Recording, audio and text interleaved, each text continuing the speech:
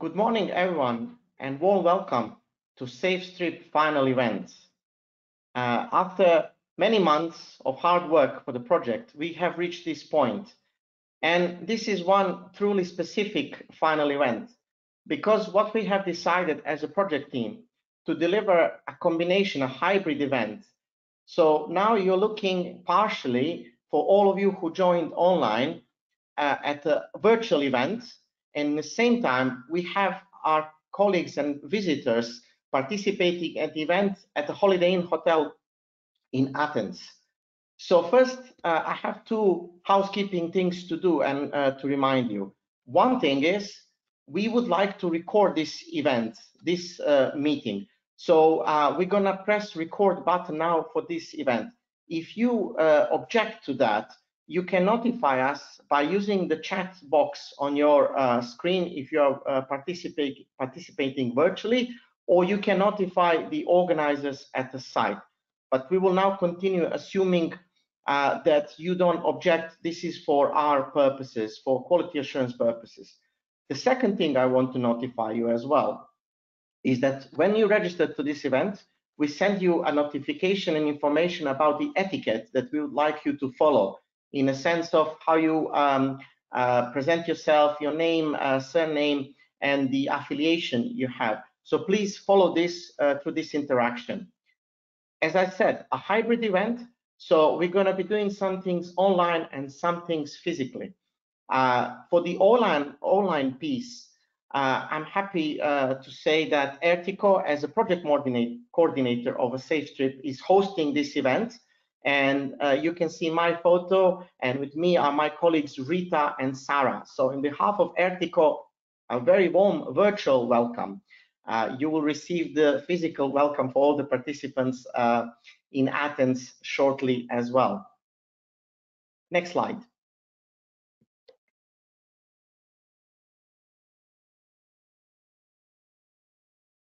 Thank you.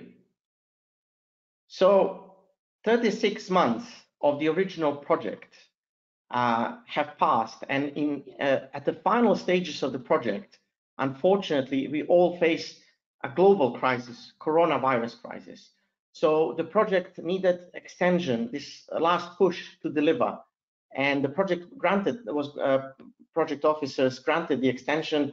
So 40 months of SAFESTRIP, and we are in a penultimate month of SAFESTRIP project with this final event. 18 consortium members are welcoming you and bringing the results of the project. SAFESTRIP. What is SAFESTRIP? Well, this is the acronym that was taken and used throughout the project. Safe and green sensor technologies for self-explaining and forgiving road interactive applications. Many sites, as you see on the map here, were used to demonstrate the innovation in sensors of a SAFESTRIP project as a part of cooperative ITS program. And as I said, some of the demonstrators you're going to see as recorded videos today, but very importantly, in Athens, in Highway Attikes Diadromes, will demonstrate for all the participants on the site how SAFESTRIP looks like live, on-site demonstration. Next slide will take us to a video we prepared as a SAFESTRIP team to explain to you what this project is about and what we'll deliver. So let's look at the video, please, together.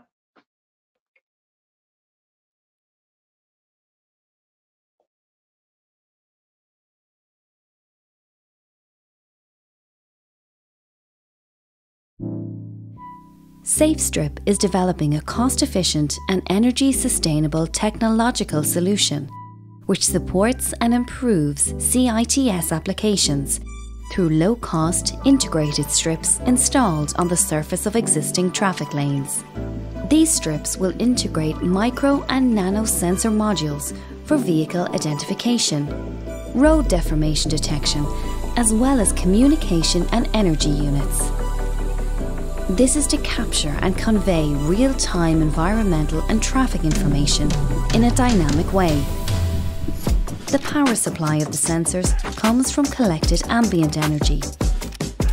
a series of piezoelectric, photovoltaic and RF harvesters, along with batteries, are integrated inside the strip to provide power through renewable energy sources and make it energy autonomous. Equipped, including autonomous vehicles, will receive personalised information and warnings through an onboard HMI, whilst non-equipped vehicles and motorcycles will be reached through mobile devices that will assist driving.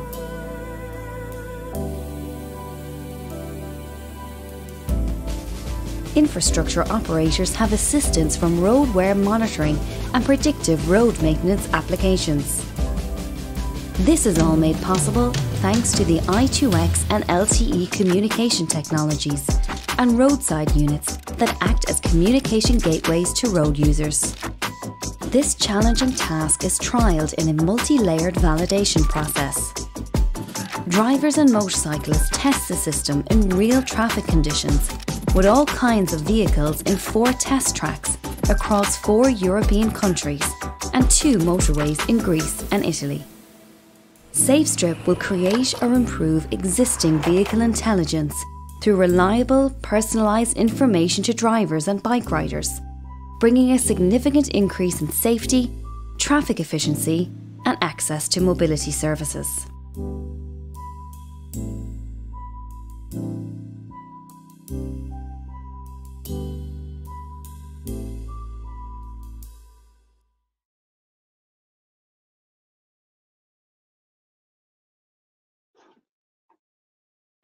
Excellent. Thank you. It is truly impressive to see what this, what the SAFESTRIP as a project is committed and delivering. And we wanted to show you that. And for this purpose, for this final event, we prepared this highly ambitious hybrid online and physical presence on-site demonstration agenda. I just wanted briefly to take you through the agenda. So after the welcoming speeches by myself and partners from the consortia, we're going to have keynote speeches from 5 of our dear visitors. After that, we're going to go into technical discussions. We're going to present, we're going to have 2 presentations on what is SAFESTRIP about, followed closely by the demonstrations, which are, as I said, pre-recorded, and then as a pinnacle of the day, on-site demonstrations as well. After that, we're going to break for lunch. So please note there will be a lunch break. Thank you. And you see the time for Central European and local time in Greece. And after the lunch, we're going to come back with the final panel, where we're going to discuss about what SAFESTRIP as a project is delivering as far as the making roads safer and smarter. We're gonna at the end conclude 2:45 to 3 o'clock Central European time with some concluding remarks. And now, without further ado, next slide please, I would like to introduce 2 of the colleagues who will welcome you in person on site. So Dr. Evangelos Bekiaris, Hellenic Institute of Transport, Director at the Center for Research and Technology, Hellas, CERT, and Natalia Kalfa, Head of Management Information at Attikes Diadromes. Please, the floor is yours. Thank you.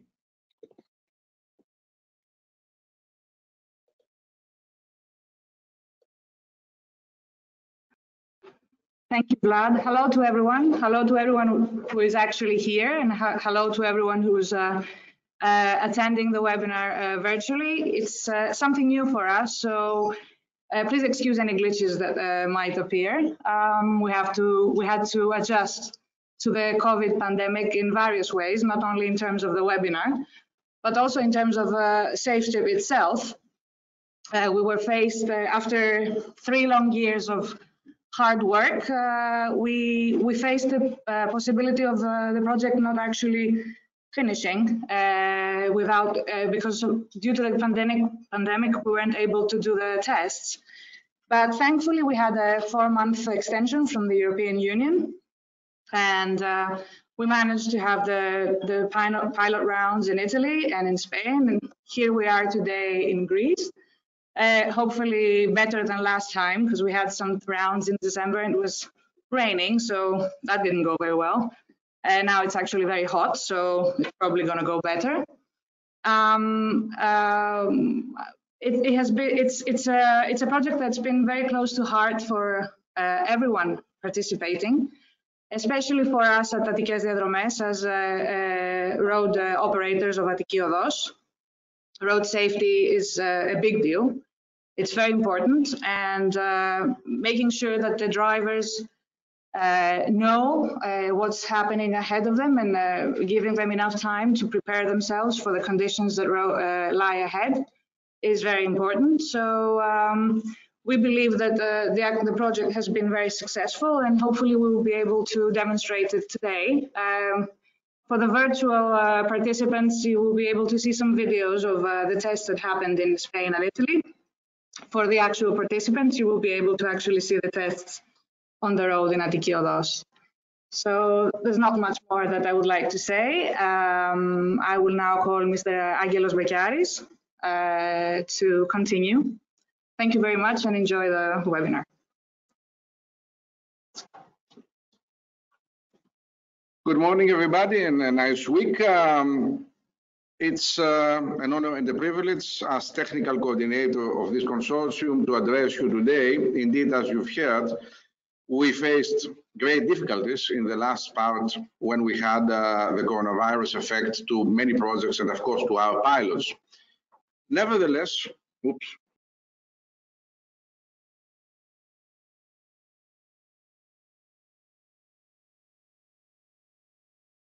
Okay. Sorry about that. No problem.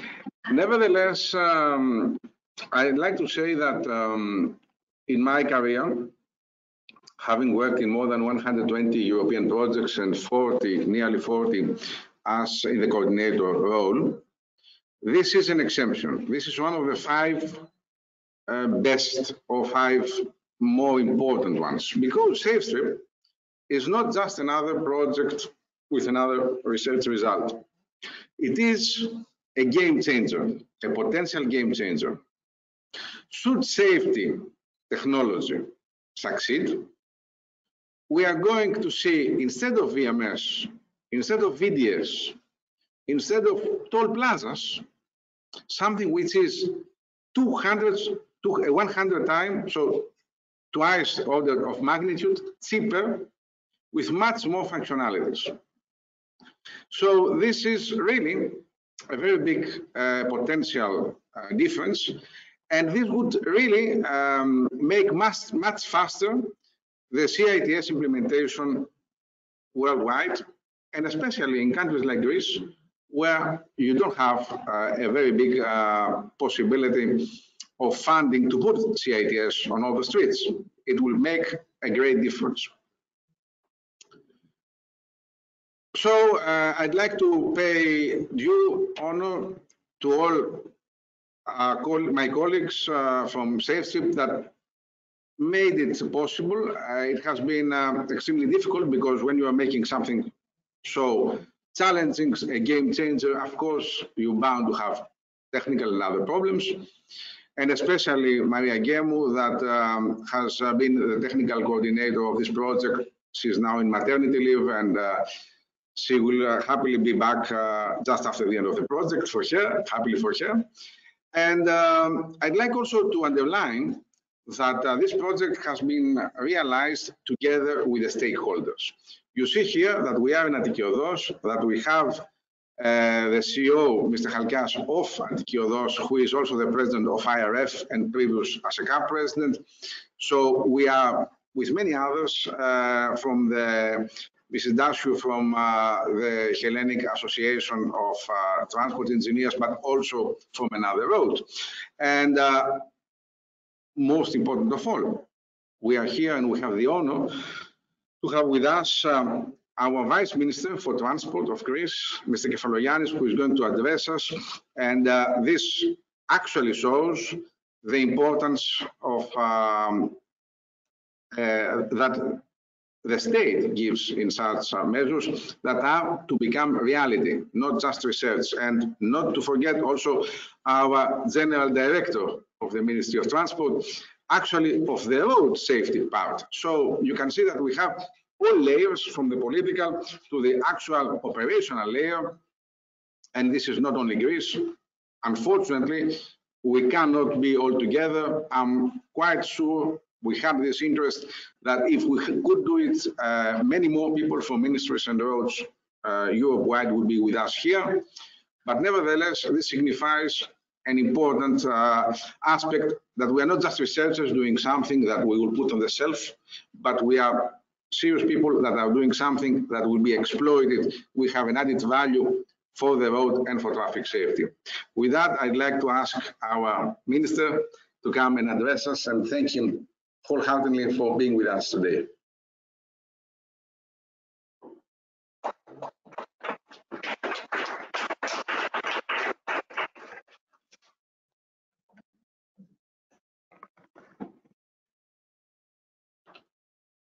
Κύριε Πρόεδρε, κυρίες και κύριοι, αγαπητοί προσκεκλημένοι, το SAFESTRIP είναι νομίζω μια εξαιρετική αφορμή για να επιβεβαιώσουμε τη σημασία της τεχνολογίας για την πρόθεση της οδικής ασφάλειας, αλλά και κυρίως για να επενέσουμε την προσπάθεια που κάνουν οι Έλληνες επιστήμονες σε έναν πρωτοπόρο και απαιτητικό επιστημονικό πεδίο, όπως είναι η νανοτεχνολογία. Η προσπάθειά μας στο Υπουργείο Υποδομών και Μεταφορών είναι να ενεργοποιήσουμε τους αισθητήρες της πολιτείας στην οδική ασφάλεια, η οποία, επιτρέψτε μου να πω, ότι για μας είναι η βασική προτεραιότητα, ένα ζήτημα εθνικής ασφάλειας και ένα, αν θέλετε, ζήτημα κοινωνικής ευθύνης. Το 2019 θρηνήσαμε 699 νεκρούς στην άσφαλτο και μπορεί αυτοί οι αριθμοί να δείχνουν μία μείωση κατά 45% σε σχέση με το 2010, αλλά νομίζω κανείς δεν είναι ευχαριστημένος όταν χάνονται εκατοντάδες άνθρωποι με αυτόν τον τρόπο και κυρίως νέοι άνθρωποι. Η παραδοσιακή προσέγγιση στην οδική ασφάλεια αποδέχεται ότι η απώλεια της ζωής είναι το αναπόφευκτο αρνητικό αντιστάθμισμα της κινητικότητας των ανθρώπων. Τα τροχαία ατυχήματα θεωρούνται ως το αποτέλεσμα μιας λανθασμένης οδηγικής συμπεριφοράς. Συνεπώς, οι δημόσιες πολιτικές θα πρέπει να στοχεύουν στην πλήρη συμμόρφωση του οδηγού με τους κανόνες, αλλά κυρίως και με τις απαιτήσεις της οδικής κυκλοφορίας. Και σε αυτό το πλαίσιο, η συνήθις ανάλυση ενός τροχαίου ατυχήματος προσπαθεί να κατανοήσει όλες τις παραμέτρους που συμβάλλουν στο ατύχημα, προτείνοντας στη συνέχεια μέτρα δια των οποίων το ατύχημα αυτό θα μπορούσε να αποφευθεί. Το Υπουργείο Υποδομών και Μεταφορών, ως αν θέλετε μια νέα οπτική του ζητήματος, προτείνουμε ότι θα πρέπει να αναγνωριστεί ως βασική αρχή ότι το λάθος είναι ένα εγγενές στοιχείο της ανθρώπινης φύσης. Και η προσέγγιση αυτή θεωρεί πως η οδηγική ασφάλεια είναι αποτέλεσμα της ανάληψης κοινής ευθύνης όλων των εμπλεκομένων μερών σε ένα οδικό σύστημα και όχι μόνο του χρήστη αυτού του συστήματος. Κατ' επέκταση, όλα τα εμπλεκόμενα μέρη ενός οδικού συστήματος θα πρέπει να συνεργαστούν και να εξετάσουν τι είδους τροχαία ατυχήματα συμβαίνουν, εάν είναι πιθανό να συμβούν στο μέλλον και κυρίως με ποια μέτρα αυτά τα ατυχήματα μπορούν να προληφθούν. Και αυτή είναι μια βασική παραδοχή για να υιοθετήσουμε έναν βασικό στόχο: τον μηδενικό αριθμό νεκρών και σοβαρά τραυματισμένων σε τροχαία ατυχήματα. Και αυτό μπορεί να ακούγεται ουτοπικό, αλλά όσο εργάζεται κανείς σε αυτή την στοχοπροσήλωση, αναπόφευκτα βελτιώνει το επιδιωκόμενο αποτέλεσμα. Κοινώς, για να το πω με μία φράση, τα ατυχήματα δυστυχώς θα συμβαίνουν. Ο στόχος είναι να μπορέσουμε να εκμηδενήσουμε τις ανθρώπινες απώλειες και γιατί όχι και τους βαριά τραυματισμένους. Προϋπόθεση βεβαίως για την επίτευξη αυτού του οράματος είναι η κοινή και καλή ανάλυση όλων των δεδομένων και κυρίως η εφαρμογή των εργαλείων και των καλών πρακτικών που εκπληρώνουν αυτές τις αρχές. Και νομίζω ότι σε αυτό το ζήτημα καλό είναι να επικεντρωθούμε λίγο παραπάνω και με αφορμή, αν θέλετε, το SAFESTRIP, το οποίο θεωρούμε μια εξαιρετική πρωτοβουλία. Πρέπει να κατανοήσουμε όλοι ότι η παρακολούθηση όλων των βασικών δικτών απόδοσης, των KPIs, για την οδηγική ασφάλεια, διαμόρφωση της δημόσιας πολιτικής για την οδική ασφάλεια, κυρίως εξαρτάται καταρχάς από την ορθή πληροφόρηση. Και για να διασφαλίσουμε ότι η δημόσια πολιτική και οι δράσεις θα επικεντρωθούν στους παράγοντες που συμβάλλουν στα θανατοφέρα τροχαία ατυχήματα, χρειάζεται προηγουμένως καλή ανάλυση και καλή ποιότητα πρωτογενή δεδομένων. Η συλλογή και η έρευνα ποσοτικών και ποιοτικών δεδομένων πρέπει να αποτελέσει προτεραιότητα για τη χώρα μας. Για τη συλλογή και την έρευνα των δεδομένων αυτών, το Υπουργείο Υποδομών και Μεταφορών θα προχωρήσει στη θεσμοθέτηση ενός εθνικού παρατηρητηρίου για την οδική ασφάλεια και πλέον πριν από μερικές εβδομάδες η χώρα μας, μέσω επίσης του Υπουργείου, υπέγραψε τη συμμετοχή της σε μια κοινοπραξία 20 ευρωπαϊκών χωρών για τη λήψη χρηματοδότηση στην Ευρωπαϊκή Ένωση, στη συλλογή και την παρακολούθηση βασικών δικτών απόδοσης KPIs για την οδική ασφάλεια. Η προσέγγιση αυτή για την εξάλληψη των θανατηφόρων τροχαίων ατυχημάτων απαιτείται να πλαισιωθεί όμως και από μια συστηματική μέθοδο εργασίας. Ένα αποδοτικό σύστημα διακυβέρνησης για την οδική ασφάλεια που θα εστιάζει πρωτίστως στα αποτελέσματα και στην επίτευξη συγκεκριμένων στόχων. Για τον λόγο αυτό, η κυβέρνηση προτίθεται να προχωρήσει στη σύσταση κυβερνητικής επιτροπής για την οδική ασφάλεια. Που αναλαμβάνω για μας είναι ένα ζήτημα εθνικής προτεραιότητας, εθνικής ασφάλειας. Η κυβερνητική επιτροπή θα συντονίζει το διυπουργικό έργο σε θεσμικό επίπεδο, επιπλέον θα αξιολογεί προτάσεις για τη βελτίωση του θεσμικού πλαισίου, θα εγκρίνει και θα εποπτεύει την υλοποίηση του στρατηγικού σχεδίου και θα προχωρά στην αναθεώρησή του. Για τον λόγο αυτό, το Υπουργείο Υποδομών και Μεταφορών προχωρά στην κατάρτιση εθνικού στρατηγικού σχεδίου για την οδική ασφάλεια για την περίοδο 2021-2030 και θα ήθελα να μοιραστώ μαζί σας και μια πολύ σημαντική πληροφορία ότι η πρόθεση του Υπουργείου είναι αυτό το σχέδιο να καταστεί νόμος του κράτους, έτσι ώστε στην ουσία να αποκτήσει ένα θεσμικό χαρακτήρα.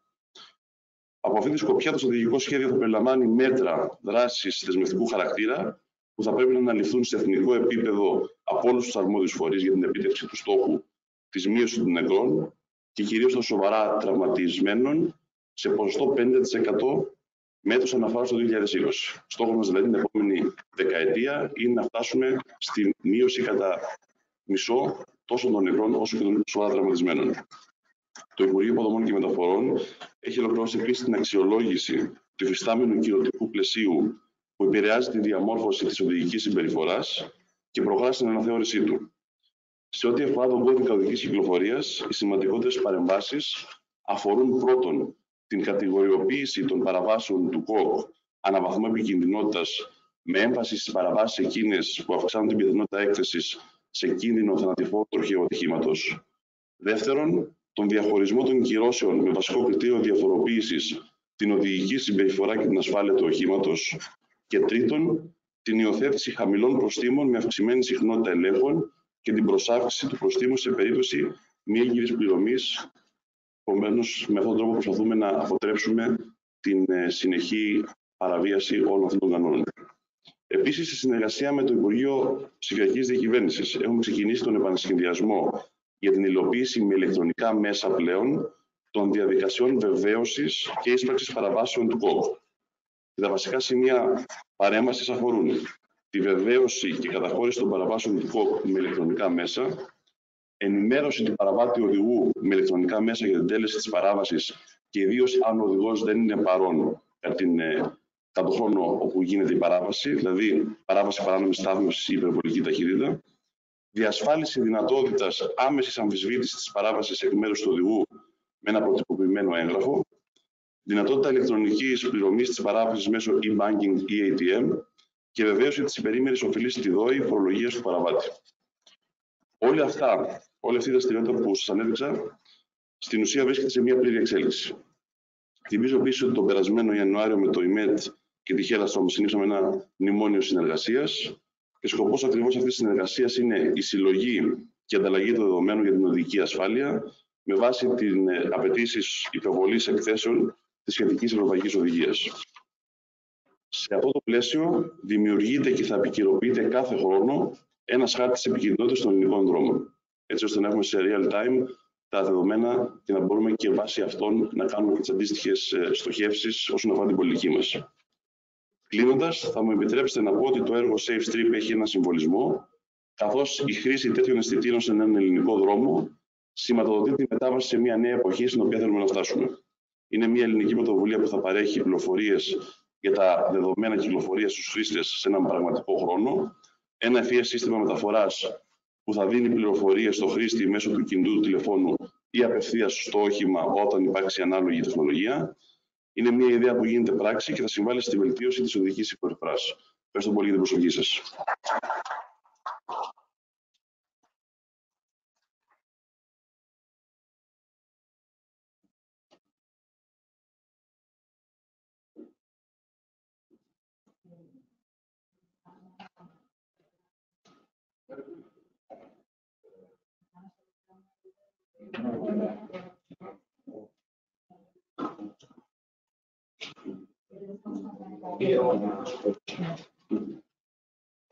Hi, just a quick summary of what the Vice Minister just talked about with respect to road safety in Greece.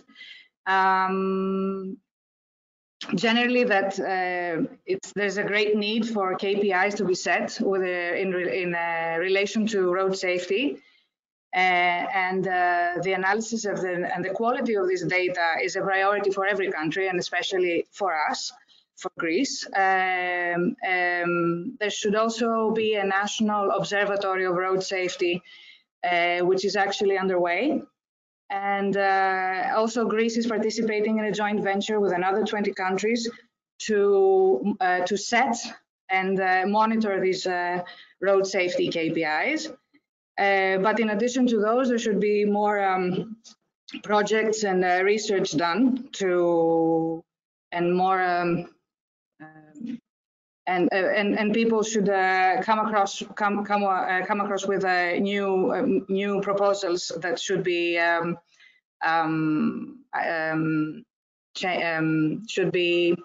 investigated. Sorry. And also the ministry is actually working on a national strategic plan for road safety with starting from 2021 to 2030. And the main goal of this plan is to make sure that the deaths, road deaths and serious injuries on roads are reduced by 50% in Greece. And also some further measures regarding the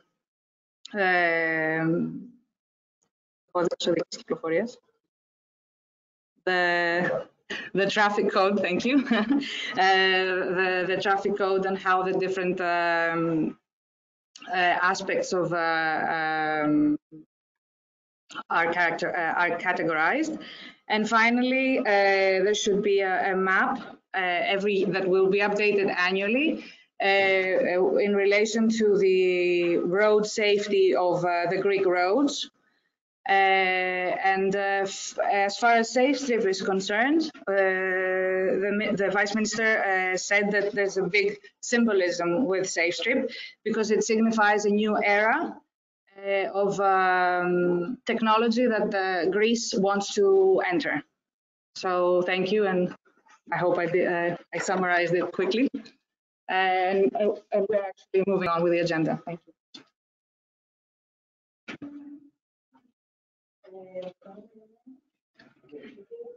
Thank you very much. And now I would like to welcome Sergio Escriba, from Project Officer from INEA. Hello, can you hear me? Yes, we can, Sergio. Please carry on. Okay, thank you, Vladimir. Thank you, the rest of the team. And welcome to all the participants to this webinar, to this final conference of the SAFESTRIP. It has been a long journey, more than 3 years project, but I would like to remember that the proposal was submitted already 4 years ago. So there has been a long way until this end point. And the call in which this project was funded was the Horizon 2020, 2016, 2017, the Smart Green and Integrated Transport Challenge. The topic was about increasing safety on the infrastructure, particularly on roads, and but focused on from the infrastructure point of view. There is a lot of research done in the vehicle side, but this time the focus is on the infrastructure. I'm going to talk a bit about the background of this topic, of the project fitting on this topic, but before that I want to apologize for my colleague Mrs. Claudia Sciucca. She's the official project officer for this SAFESTRIP project, but she had a recent surgery, so I'm acting as a backup. But I had to recognize that I know somehow how this project has run. During the proposal, also in the first half, I was the former project officer. So I'm happy to see you again, to see how successful have you been in developing the solutions. And yes, the part that the project is importantly focuses on improving safety. As I said, there is many challenges on the road infrastructure. There is new conditions, new climate conditions. Climate change is happening. There is new traffic demands coming, connected automatic vehicles, among others. All these new requirements force the infrastructure to evolve. The pavement, the hard infrastructure is already working very well. So what we can do to really to improve infrastructure is to use technology. Technology is widely used in many other sectors. Unfortunately, infrastructure is not on the top position, but is making good use. There are many examples of technology transfer, and this SAFESTRIP project is one of them. Technology evolves very fast, so it's another challenge that this project has faced along these 4 years. Sensors are evolving, ICT is evolving, 5G has popped up in the last few years. Vehicles are evolving very fast, so it was really a hard work for the project to keep being up to date, to be technologically relevant, in order that the solution is compatible and is an added value to what is happening outside. This has been a clear success for the project. The connected vehicles are a reality. They will come in a few years, not so fast as many people expected, but they will come, and they are more and more demanding. They are requesting more and more from the infrastructure. The SAFESTRIP solution is clearly contributing to enable the introduction of automation in our roads. And how is this SAFESTRIP technology? You will know the details later on. All the speakers will explain how is the inside of these technologies, but I can anticipate that the use of microsensors embedded in a standard, almost a standard road safety equipment, such as rumble strips, was really a challenge and was very well addressed by the project. The ICT is not the aim of the project. The aim is to improve safety. This was always at the core of the project. And so we don't see outstanding new type of sensors in the project. It is a very smart use of existing technologies adapted to the road environment. And how is this environment? It's the worst condition that you can imagine for a sensor. There are harsh conditions, the weather conditions are impacting the technology that is outside. The road vehicles are impacting constantly this type of strips that are glued on top of the pavement.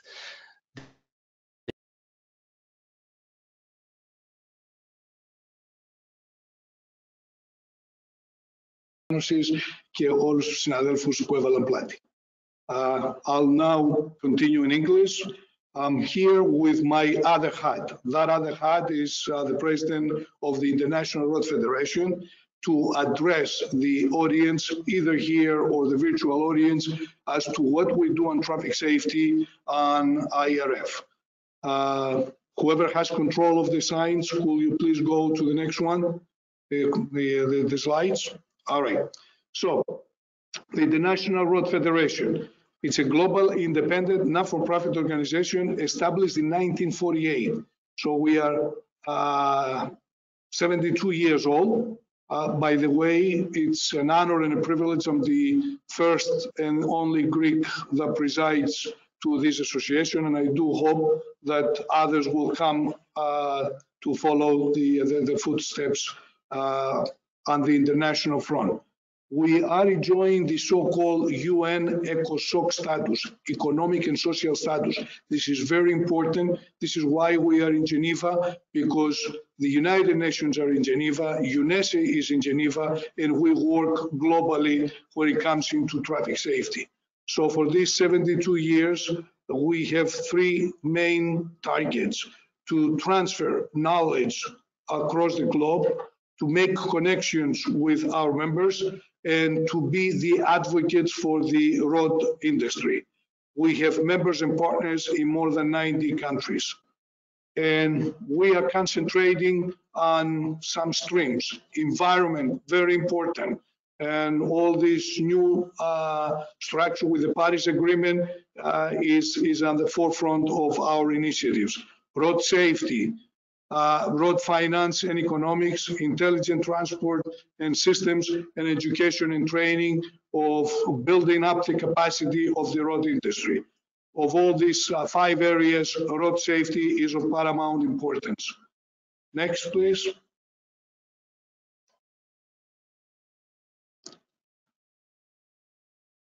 Road victims. Since we are living now in a pandemic, we are using the word pandemic to describe this, what happens in traffic safety. So,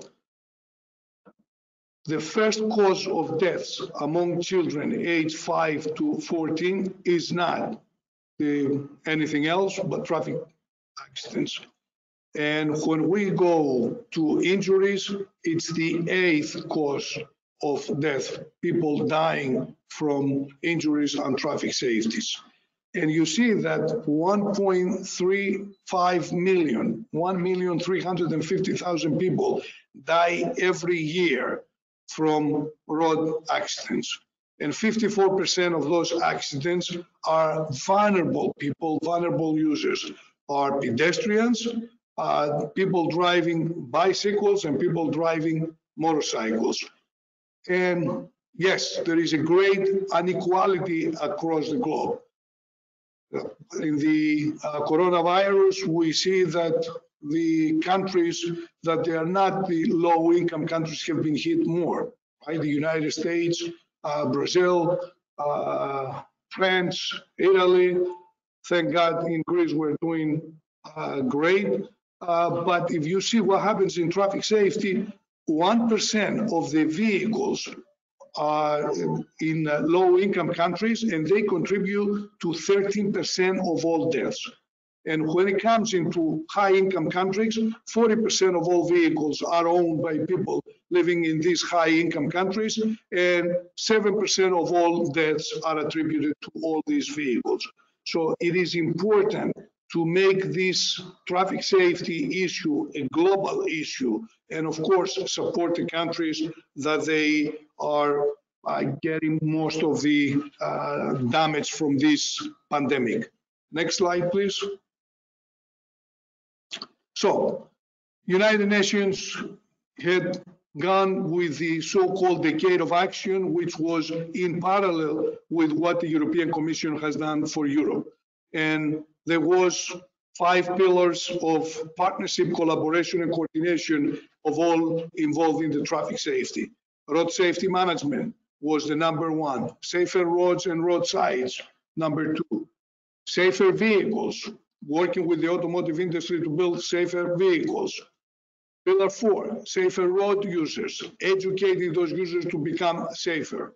And last but not least, post-crash response. How do we respond after we had a traffic accident?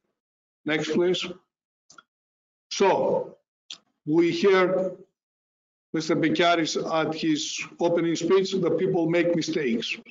We also had the Vice Minister, Mr. Kefalogiannis, echoing this approach. People are making mistakes, so we need to recognize that yes, a mistake will happen, and that people are vulnerable.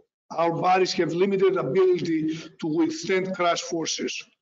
That we all need to share responsibility. Those who design the road system and those who use the roads, we have to become partners in order to avoid death or serious injuries, and we need to strengthen all parts of the system. So this is a proactive agenda. It's not something that it will happen automatically. And this is what I'm saying, that we are vulnerable as people.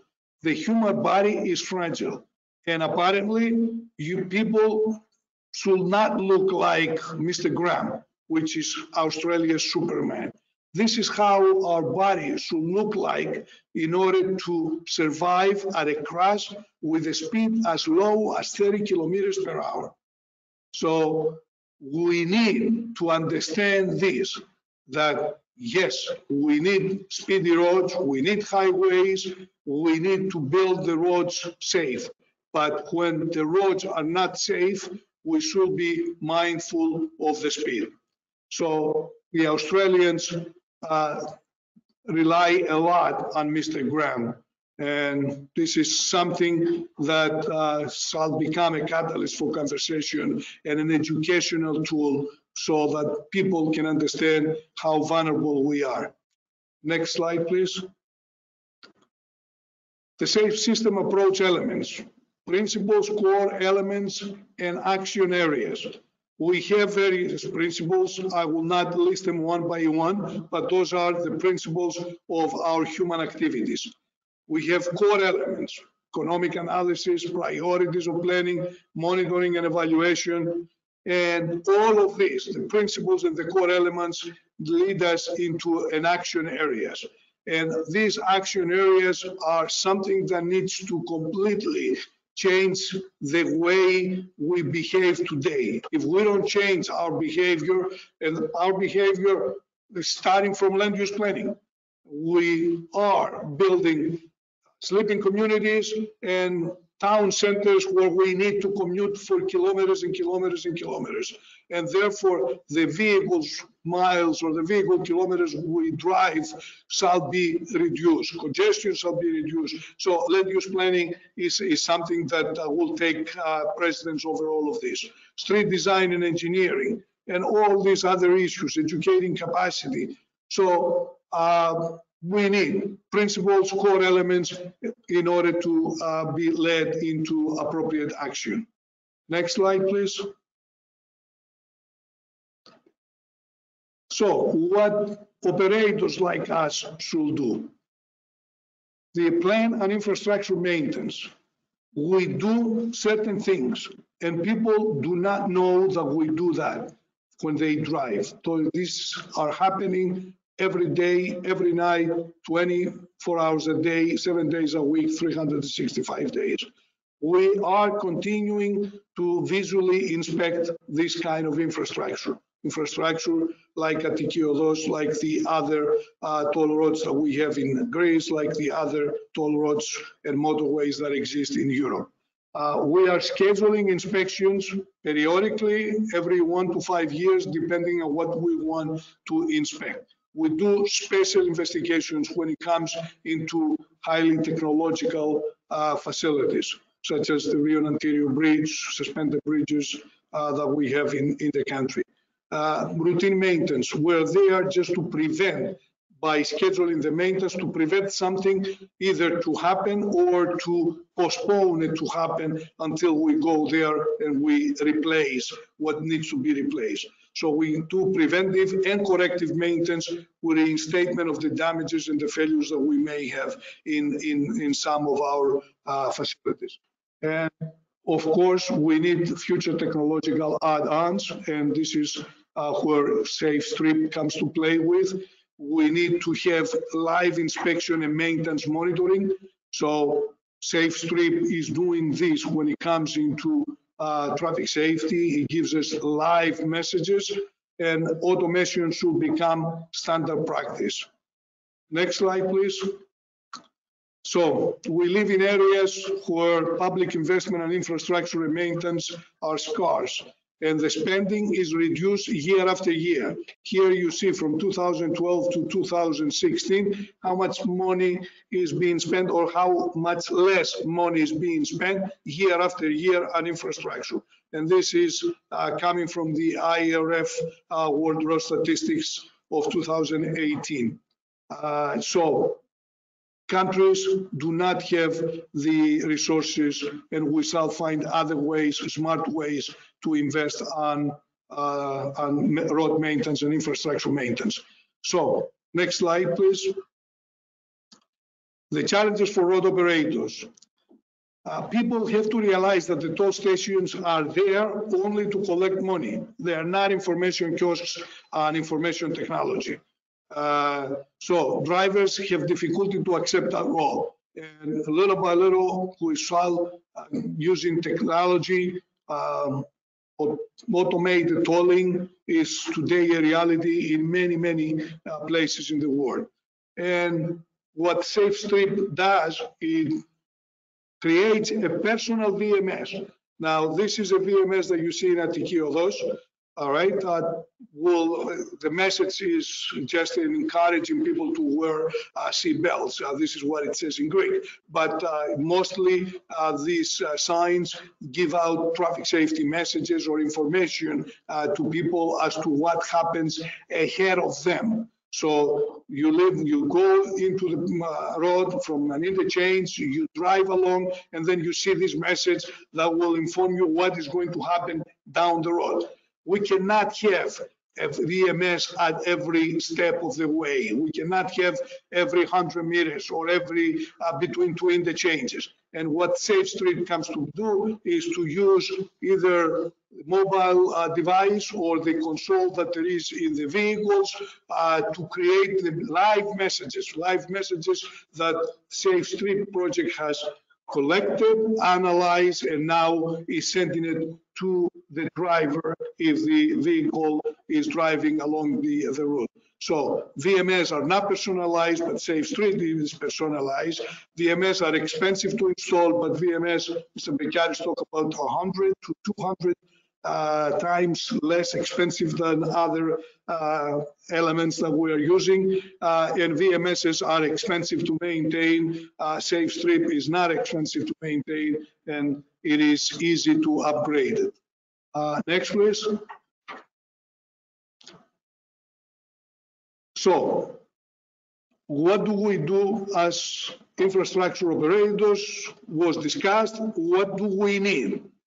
We need research projects like this, and I encourage everyone to participate in this. IMET in Thessaloniki is one of the prominent research institutes. Mr. Papagiannidis knows that. We have signed already 2 or 3 memorandums of cooperation. And therefore, we like to be part of more and more research that Dr. Bekaris and his colleagues and his European partners bring here. We love being the guinea pigs for something like this. So we need personalized VMS, as I said. We need technology to be used by mixing traffic because autonomous vehicles are coming. And our main concern is the coexistence of the autonomous vehicles together with the conventional traffic, and especially on motorways where speeds are high, traffic safety is of paramount importance. So definitely we need technology there. I mentioned about live inspection and maintenance monitoring, that we need to have this online and live, and toll payment, seamless toll payment without the need for any conventional toll booths, so that we are having a seamless traffic going forward. I think that was the last. Yes, with that, I'd like to thank both the international virtual audience and the people that they are on this room. Καλημέρα σε όλους.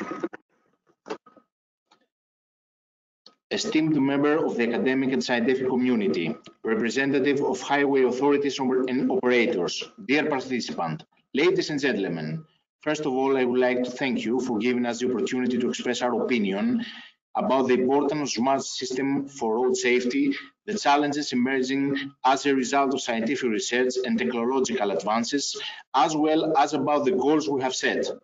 As representative of the Traffic Police Division of the Hellenic Police Headquarters, I would like to refer firstly to our main areas of competence. Apart from the purely preventive and repressive police action aimed at reducing minor and serious road traffic accidents, the Traffic Police Division is responsible for drawing up our strategic and operational plan in the context of the 5-year strategic and operational plan, also setting short, medium and long-term goals for reduction of road traffic accidents and the safe circulation of pedestrians and vehicles. Even more, studying scientific and technical means and methods for traffic policing and dealing with the road traffic problems, collaborating with the competent public and private bodies on dealing with road traffic matters, ensuring the optimum use of the traffic police equipment available and planning the procurement of new equipment, collecting, studying, analyzing, and processing the statistical data available and evaluating the relevant conclusions. The importance attached to the modernization of the Hellenic police services is very well reflected in the motto, "Modern Police, Safe Citizens." The priorities set by the Traffic Police Division in the context of anti-crime policy for the period 2020-2024 are the implementation of integrated traffic policing system per regional unit aimed at establishing a safe road environment and the mapping analysis of road traffic accidents. It is obvious that modern technology, especially the use of smart systems, multiplies police performance. For the traffic police, improving the operation of cooperative intelligent transport system through the real-time transmission of static and dynamic information about the road, as well as the environmental and traffic condition, is not it's not only a valuable tools for informing and therefore for providing early warnings to drivers about any problems that may arise, but also a means to help traffic police in planning preventive actions and in ensuring the scientific investigation of the causes of minor and serious road traffic accidents. Consider this: the introduction and extensive use of nanotechnology and artificial intelligence will bring about massive changes in the efficiency and effectiveness of police services. Specifically, nanotechnology as a source of secure information will help planning and implementing preventive actions. The use of nanotechnology in analyzing driver behavior, in assessing systems aimed at improving vehicle performance, in analyzing the interaction between driver behavior and the technical condition of the vehicle, in monitoring the condition of road surface, and in warning the driver about weather condition and all types of emergency, will form a sufficient basis for drawing safe conclusions. Nanotechnology will also play a significant role in investigating and determining the cause of minor and serious road traffic accidents through the detection and analysis of traces evidence and the detection of latent, invisible to the naked eye, traces and evidence. I would like to highlight the fact that the importance of the implementation of smart system has already been acknowledged by state-run bodies. The strategic plan for the improvement of road safety in Greece for the period 2011-2020, a plan implemented by the National Technical University of Athens in cooperation with the Ministry of Infrastructure and Transport, makes special reference to safe vehicles. The smart driver support system are referred to as a measure for the implementation of so-called safe vehicle programs. It should be noted that the Hellenic Police, as an agency of the core public administration in Greece, follows closely scientific developments in their field of interest and implements a target procurement strategy within its financial capacity for the acquisition of systems that integrate modern technology and innovative action. In this context, the Hellenic Police has been using Police Online, an internal email correspondence system, for several years now.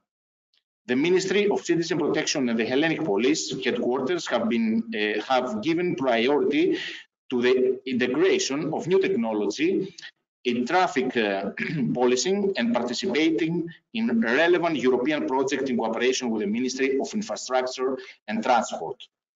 In this context of the modernization of the Hellenic Police through the use of new technology, especially in the field of traffic policing, the following system and actions have been implemented or have been in the process of being implemented or in the process of maintenance, upgrading, as the integrated information system for the collection and management of road traffic accident data, as well as for the imposition of penalties for road traffic infringements through the use of mobile devices and electronic radars that record excessive speed. This is a system that manages and uses traffic infringements data, processes statistical data, incorporates a geographical information system, and has the ability to make public information relating to the citizen through an electronic platform. The Smart Policing program is aimed at using modern smart mobile device technology in foot and vehicle patrols, offering solutions for establishing or verifying the identity of citizens who are subject to the spot checks in order to increase the sense of security in the community and reduce the risk of offender escaping. The proposed action promotes effective policing through the rapid and safe identification of citizens, vehicles, and objects with the use of optimized multiply comparison search subsystems of the Hellenic Police Information Network. In the context of this project, an information subsystem for facial photo recognition will also be implemented. The participation of our country in the pilot phase of Galileo program. This program had to do with the implementation of measures to facilitate the cross-border transport of essential items during the COVID-19 pandemic. A pilot run was carried out at selected border crossing points of the EU internal borders as green lane crossings. Our country designated Promachonas in the region of Ceres as its selected border crossing point. The Galileo program was based on a modern mobile device application that works on location data and can contribute to border recognition and to a more efficient management of vital goods transport, as trucks drivers were able to observe in real time the situation at the borders they wish to cross. The Hellenic Police Headquarters is currently considering the matter of developing an online citizen information platform aimed at providing better and higher quality traffic policing service to citizens, avoid citizen inconvenience, ensuring normal traffic conditions, and using new technological tools for road safety and the rapid and effective intervention of traffic police services in case of emergency. The responsibility and duty of us all is to focus on the integration of new technology in our countries and in the European Union. In the field of road safety and transport in particular, our efforts must focus on the human factor, promoting primarily systems that ensure the physical integrity of pedestrians and drivers, and secondarily systems that make our everyday life simpler. This does not mean that improving the quality of services provided to citizens is not an area that scientific research should focus on. Far from it. It is just that sometimes people's basic needs and essential must first and foremost be safeguarded and put in the forefront. To conclude, I would like to remind you of the words of Marcus Aurelius. The art of living is more like wrestling than dancing, in the sense that you have to be ready and unwavering against the things that will occur unexpectedly. Thank you very much for your attention.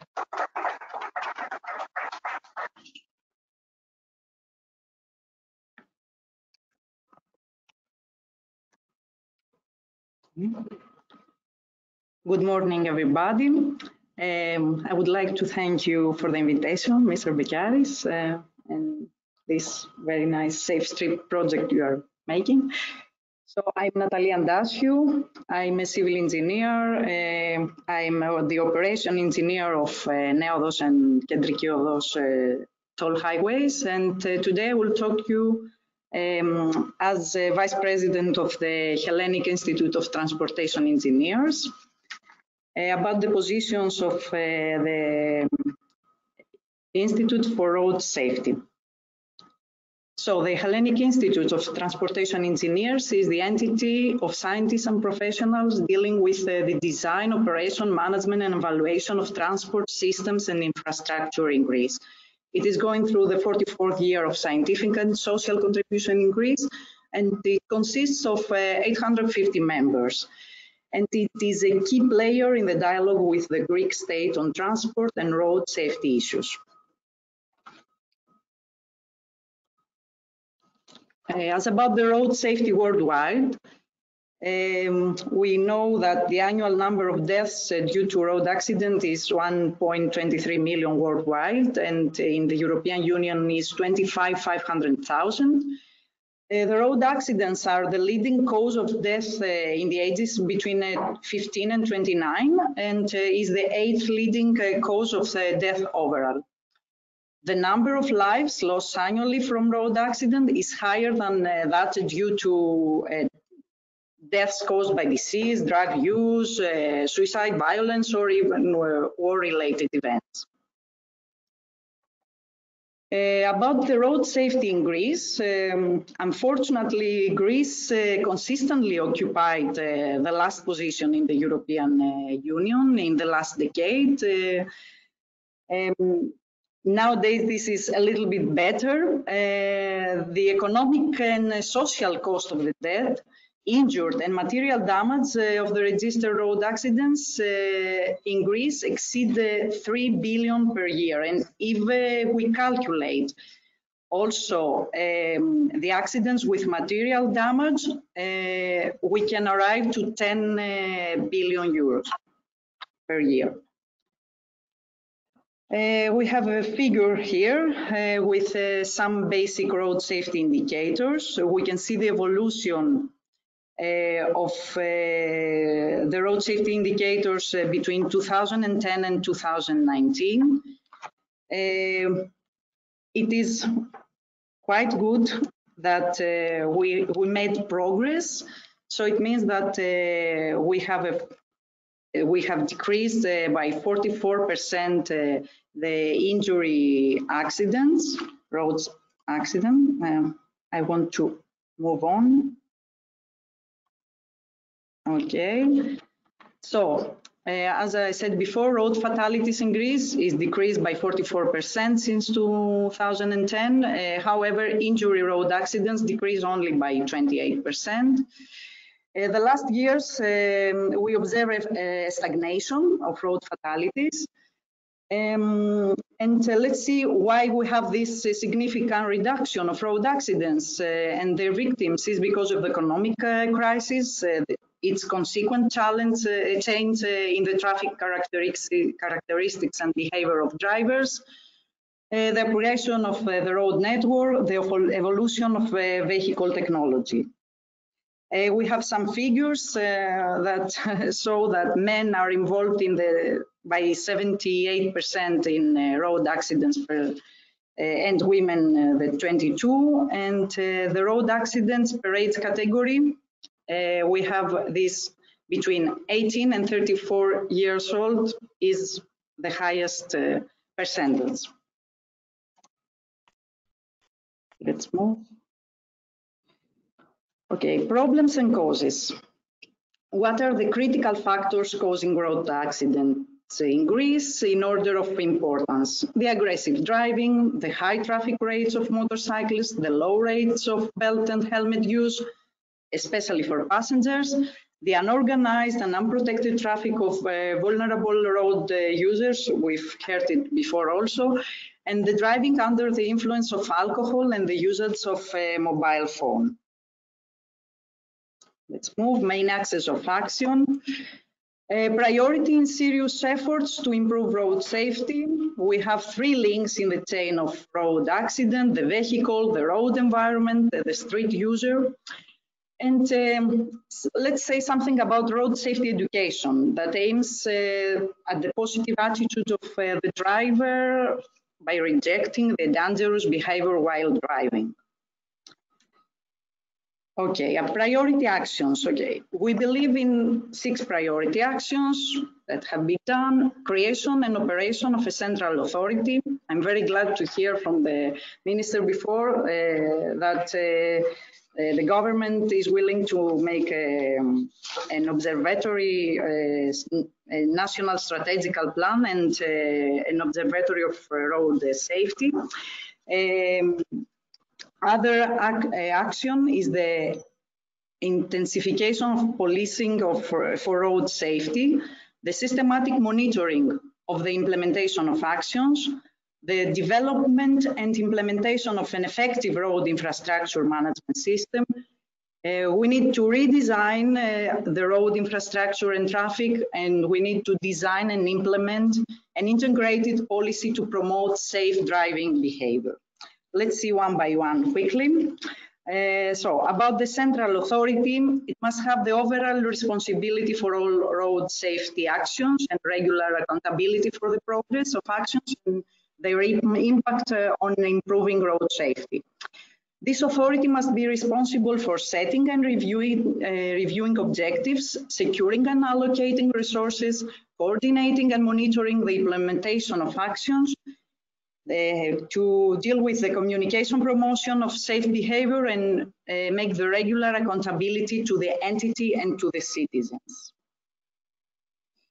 Intensifying policing for road safety. We were very glad to hear before the representative to talk about these things. We need to emphasize on the most dangerous behavioral offenses, the speed, the use of belt and helmet, the driving under the influence of alcohol, and the usage of cell phone. And some detailed recording and publication must be done about the number of infringements, of controls, and of the results. The systematic monitoring of the implementation of actions is the prime administrative tool for the road safety system. The collection, processing, analysis, and disclosure of appropriate data allows us to correct documentation of decisions for the implementation of actions and the avoidance of ineffective measures, and also stimulating the efforts of services and citizens to reduce road accidents. About the development and implementation of an effective road infrastructure management system, this systematic organization, maintenance, and operation of infrastructure, about road safety control in the face of study and operation, preventive and emergency maintenance, interventions in black spots, incident and accident management, road safety evaluation, road safety impact studies of each project and intervention, and also preparation of the necessary specifications at the corresponding manuals of good practices. And we need also systematic implementation by all regional and local services. We need to redesign the road infrastructure and traffic. So here also we need the systematic organization, maintenance, and operation of infrastructure in order to detect the dangerous spots, to make corrective interventions, make systematic controls of good implementation and evaluation of the interventions, and have a management of incident and accident. Also, the creation of infrastructure for safe movement of pedestrians and bicyclists, and the systematic control of this good implementation and evaluation of all the interventions. And last but not least is the promotion of safe driving behavior.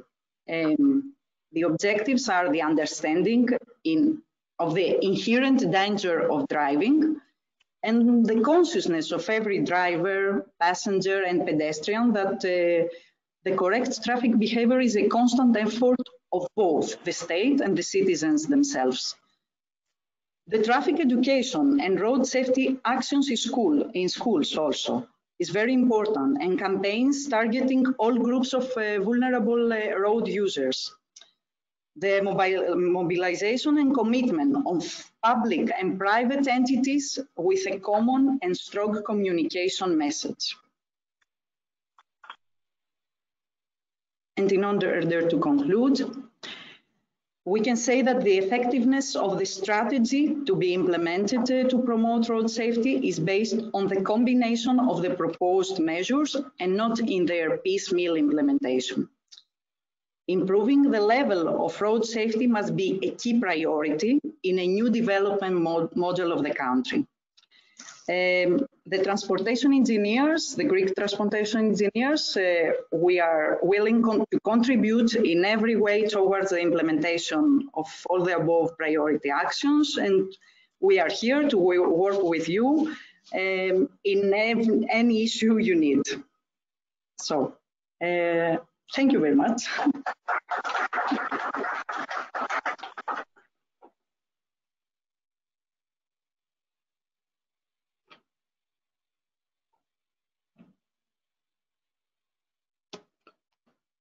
So we have heard a lot of distinguished guests giving their perspective, but the major question is, we've heard a lot about SAFESTRIP, but what exactly SAFESTRIP is?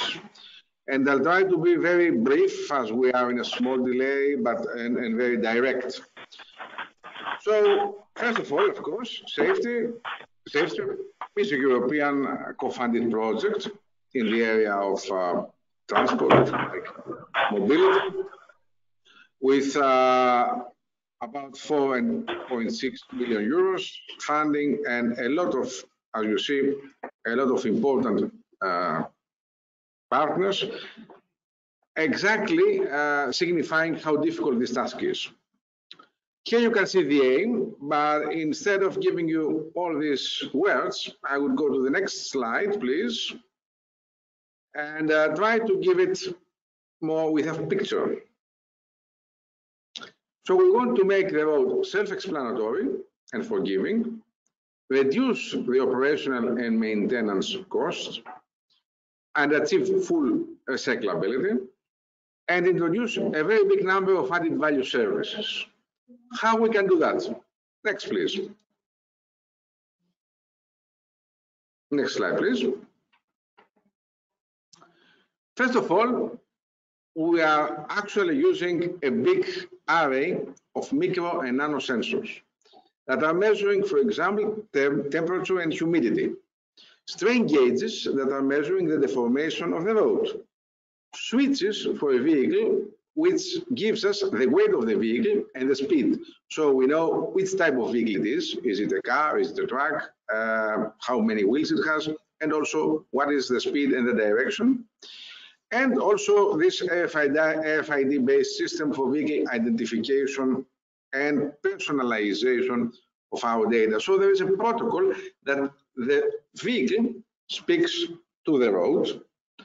And all this is done with this number of extremely thin, extremely small, and very, very cheap sensors, less than €1 each.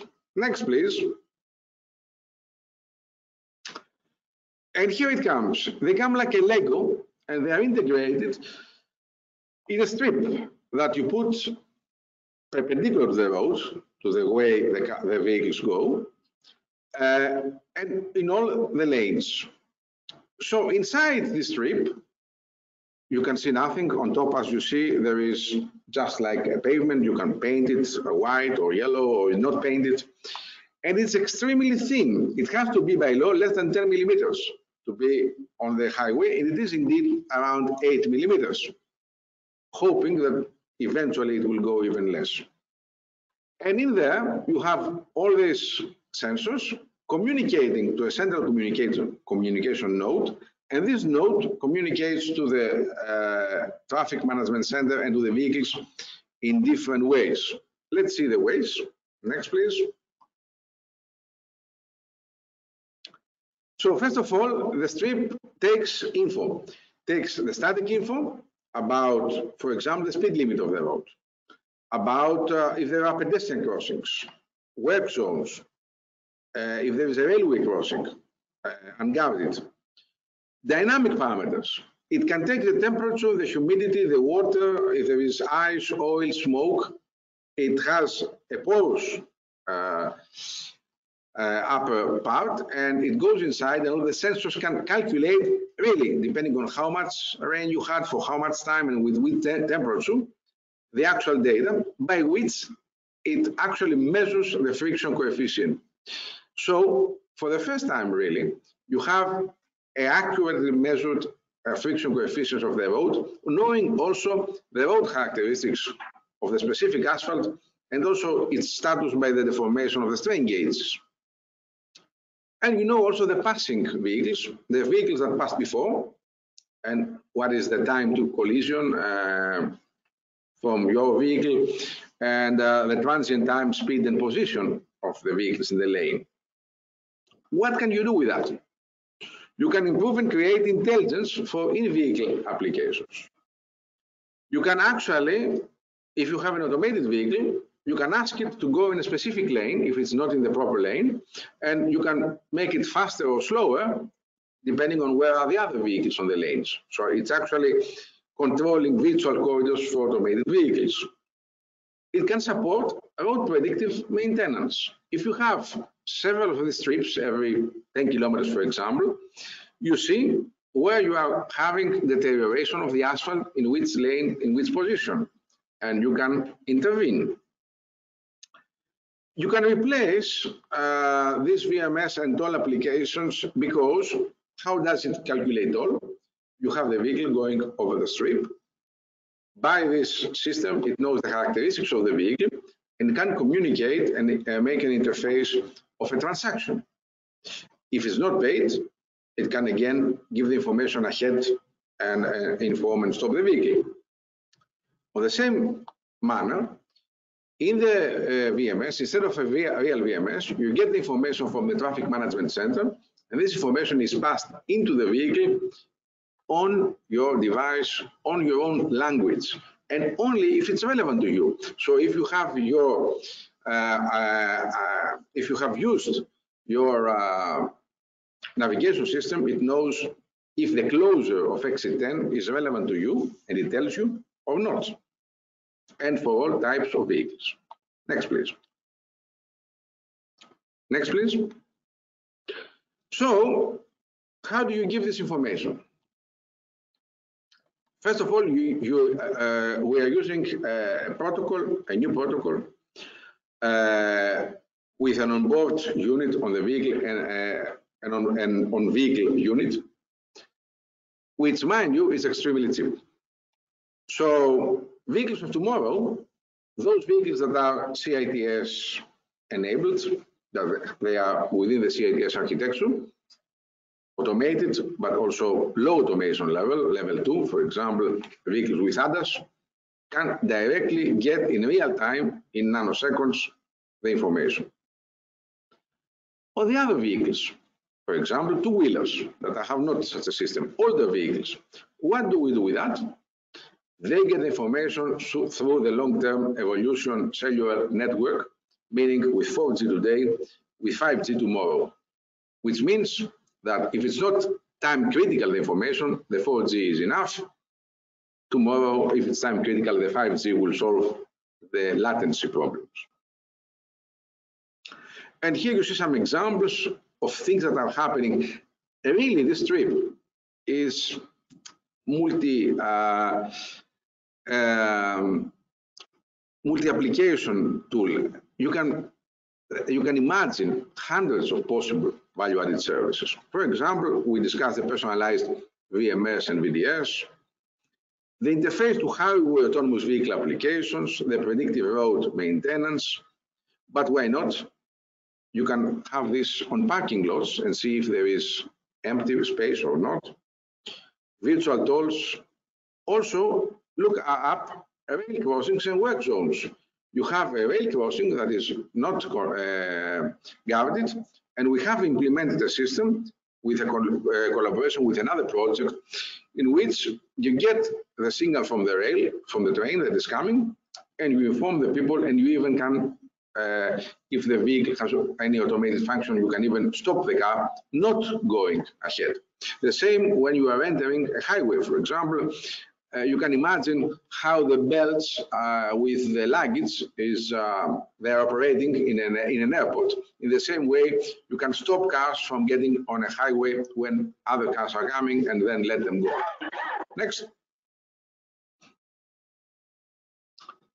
And by knowing what type of vehicles you have, by knowing the profile of the driver that is stored into the vehicle, so it's not going outside, you can personalize the message. If the driver is deaf, which can happen, he can see it visually. If the driver is foreigner, he's a tourist, he can get his information in his language or her language. And we are supporting right now English, Greek, Italian, and Spanish, even in the pilots. And by the bot and the artificial intelligence part, you can even personalize the information to the driver needs and wants and personal preferences. Next. And to be very practical, this needed to have actually a power autonomy. Today, of course, you operate it with a cable. And the cable, you have a cable whenever you have a VMS, a VDS, at all stations. But in order to multiply it and make it really autonomous, you need to make it also with energy self-sufficient. For the moment, we have scavenging, energy scavenging, both from photovoltaic at the side of the road, but also from vibration from passing vehicles. So we have double scavenging, which is getting a fair amount of energy depending on the conditions, if you have sun, etc., 10 to 25%. We hope in the future, in the market, to be able to make it fully sustainable. This is a big challenge, still not met, but it would make also even bigger the success. Next, please. And interestingly, we have been testing it in Spain, in a highway, there's a test environment in a highway which is in Italy, A2, A22, and also on our highway on Attikiodos here in Greece, with a multitude of equipped and non-equipped vehicles, cars, and also power two-wheelers, motorcycles, not only informing the different cars, but also allowing the different vehicles to speak to each other. So you have an equipped car that is passing, and then you have the motorcycle that is not equipped, and then you see in how much time do you get in this motorcycle the information of the distance to the other car, or the information on the coefficient of the friction coefficient of the road. Next. So in the Italian pilot, first of all, we have seen a positive stance of the people that tested it. Then the human-machine interface raised driver and rider alertness, but needed to be improved. And the vulnerable road users protection for wrong-way driving was found to be one of the most important applications, so we have invested more in this. And also it was realized that there is a great potential for non-equipped vehicles, so for the vehicle, the old vehicle of everybody. Then we moved to Spain. Here, the pedestrian application was seen as very good because you see if a pedestrian starts crossing immediately, the strip gives you this information and you can be prepared. The virtual toll and parking application was also very highly considered. The road wear level was important for the highway operator. The work zone detection and the VMS as well as important functions. You see here the mobile phone for the non-equipped vehicles that is next to the driver. If this is applied across highways and later across other roads, what can we expect? Our analysis, micro simulation, macro simulation, estimations, speak about a reduction of highway fatal accidents of 5 to 8% by itself. This is extremely big. You know, 8% reduction of accidents on highways would be really something big. And a reduction of fatal accidents at specific scenarios in the city for merging intersections, even higher, 15 to 30%. More, cost saving, why 50 to 95%? If you have a standalone street that is not talking to the traffic management center, and it's just giving you, for example, the speed limit, it's giving you the coefficient of friction, so you can reduce your speed, not to have aquaplaning. If it gives you the information that the train is coming or whatever, in that respect, it's standalone, and it's only 1,500 euros for 4 lanes, more or less. If you have to communicate to the traffic management center because you need the VMS information, because you need the toll plaza, then you need to have 15,000 euros equipment for this communication. So then the cost is high, but still it's much, much less than 90,000, which is the cheapest VMS, to be honest. So this means that for the infrastructure, it can be a very big reduction of the cost, 95% to 50% in the worst case. But for the driver, he pays nearly nothing. He needs only his mobile app, or tomorrow, in the vehicles of tomorrow, an OVU of 5 to 20 euros. So it's really cheap and it's really efficient. Next. And we're working, as you've seen, we already worked with the interface to the rail. We're working now to introduce this concept to other modes. For other CITS applications, as I said, this gives us the possibility to do extremely big range of other applications and other conceptual contexts. For example, why not put it on the pavement to see the pavement quality? Why not on the bicycle lanes? Next. And actually, despite of COVID-19 that blocked our vehicles somewhere in Spain, and they were packed for a couple of months without being able to test anything, we are now back and we are finalizing this very week the final tests. So we managed, in spite of all this, to be able to end with a small delay, this 4 months that we wouldn't have otherwise.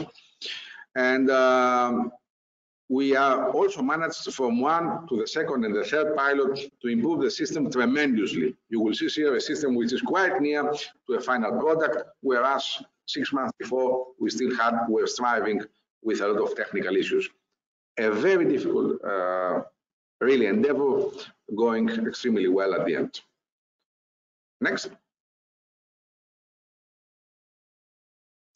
By that, I'd like to thank you. Obviously, seeing is believing, so I'd like to be fast here, and there is, I think, at least one more talk, but then to move with those that are able to see the demo, and then to see videos of the demo for those that are connected remotely, to appreciate, and we'll be here in the discussion in the afternoon for any of your questions, remarks, or other thoughts.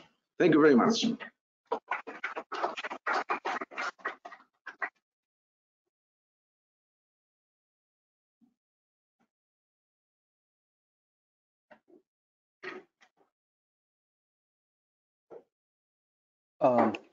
Good morning to everybody. I'm Francesco Biral from University of Trento. I was involved in the project, SAFESTRIP project, and I was also VP leader for application development. You already saw a very nice presentation by Dr. Becchiaris, who's presented quite clearly, and all the features from technical part, from the sensorial part, and also the implementation and the advantage of this technology. What I would like to give you, to transfer to you in this presentation is a focus on how this technology can be beneficial for safety application. And specifically, I will focus mainly on non-equipped vehicle, but it can be extended, and we also address, of course, equipped vehicle. But we see in the non-equipped vehicle a great potential, and we try to give you the reason for that.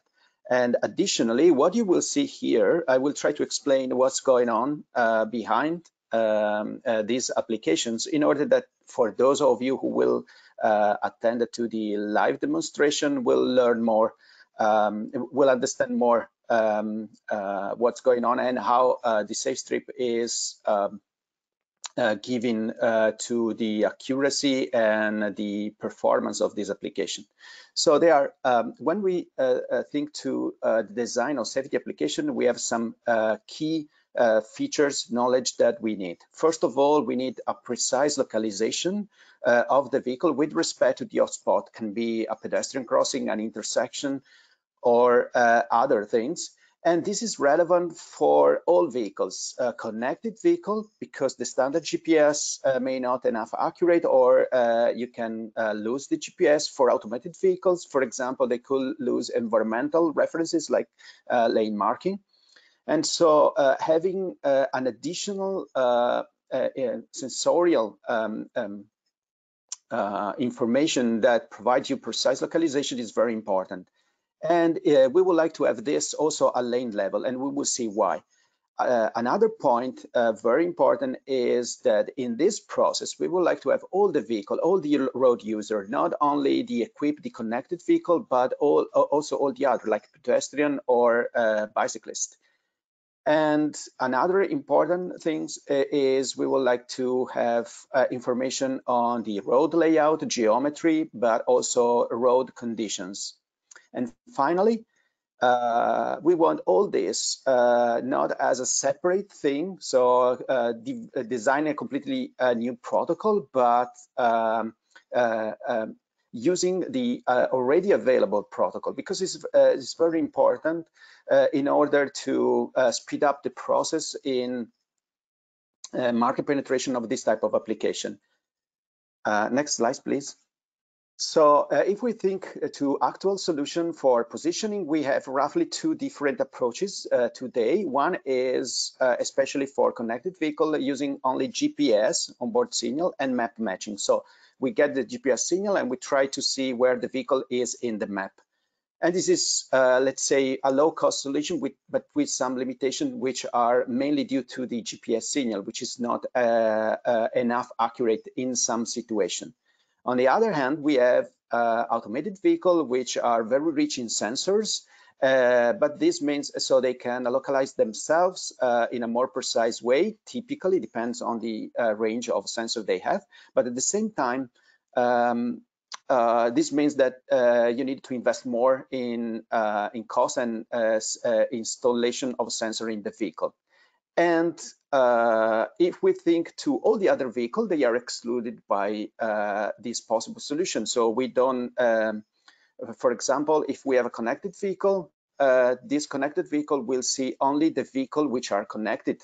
It will not be possible to see other vehicles in the road, like standard vehicles or pedestrian, etc. So next slide, please.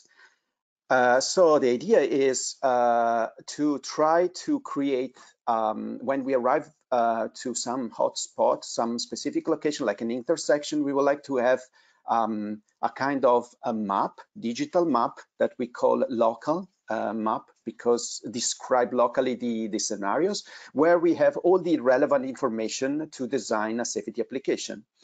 Today, we have two different approaches. One approach is to create this map on board of the vehicle. And this is thought especially for intelligent vehicle with a lot of sensors. So they create their own map and they use pre-available maps and information that they can get from their sensor. There is another view, which is a decentralized map, is called from, which is a standard basically from ETSI. And this map actually is created by different sources. And in this map, we can store all the information that comes not only from the vehicle, but also from the infrastructures. And it is here, next slide, please. It is here where SAFESTRIP comes in, because a SAFESTRIP basically comply with this map. and with the vehicle-to infrastructure, vehicle-to-vehicle communication protocol. But it does more. So it uses the already available messages, which are, for example, the map message, the come and then messages, which are messages specifically designed to provide event position of other vehicles. But all this will come from already available so vehicle which already have the communication and the connection capabilities. On the other side, we want also to extend this to other vehicles, and to do this, we actually SAFESTRIP created a virtual communication protocol which is going through the LTE, so the cellular communication. It is exactly the same, but going to another channel, and this allows to communicate the same information also to other type of vehicle which are connected. What type of information we can get? We can basically, with SAFESTRIP, we can sense essentially any vehicle which is passing over, but not only a vehicle, but also pedestrian. And these information are collected by some units at lane level. So it's very precise because we know how far from the spot we are, what is the velocity, and in which lane we are. And additionally, who is triggering the sensing. So we have essentially the precise information, and we can detect also road users which are typically not included in connected vehicle. Next slide, please. So additionally, we can do more because we can also do a matching between an ID of the vehicle which passed over the sensor and the vehicle information. So we know not only that there is a vehicle, but which kind of vehicle it is and its associated ID. And this allows us to implement personalized application, not only and services, as Dr. Brichiaris has nicely presented before. So next slide, please.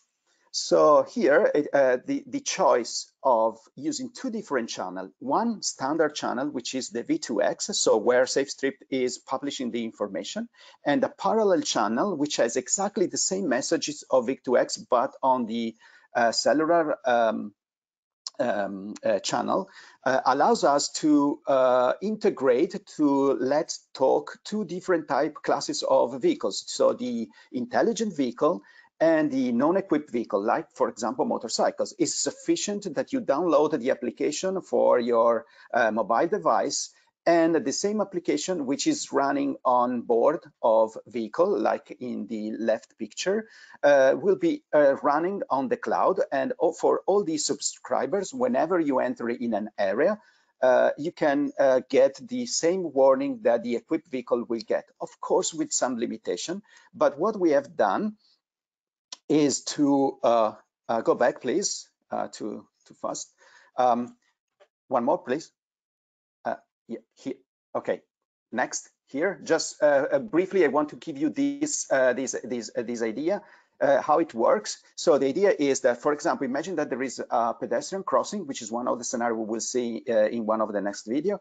We have three strips.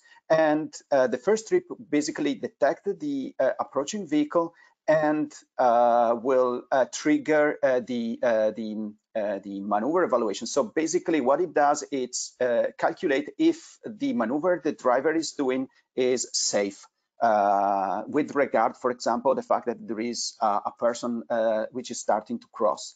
Then when it goes to the next strip, which will be closer. In this case, it tries to understand if the driver has done the proper reduction of speed maneuver, and if not, it will start to issue a warning. And when it comes to the third one, which will be further closer to the intersection, it will control, it will check if the driver is really complying. Otherwise, it will rise again the level of the warning. So next slide, please. Once more, so here we will see now three different demo, which are actually a recording of what was really going on in the pilot test. I have picked up three different examples in order to highlight the benefits that SAFESTRIP can have. So what you will see in the next pictures is a video which actually shows on the left there will be two terminals where you will see a lot of information coming, and this information are the information sent by so detected by the strip and sent in the air by the communication node.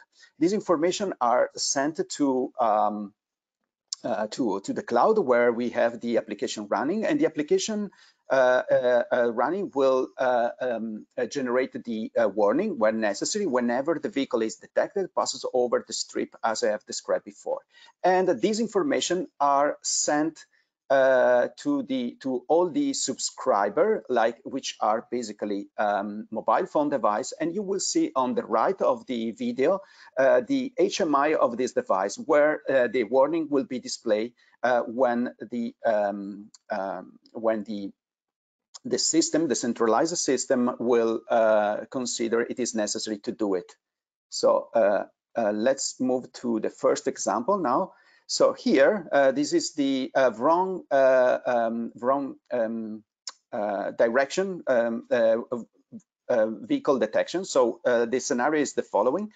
We have a vehicle which is entering in a highway in the wrong direction. So we can detect any vehicle, whatever it is, even in the fog, which is quite a big benefit compared, for example, to using video camera.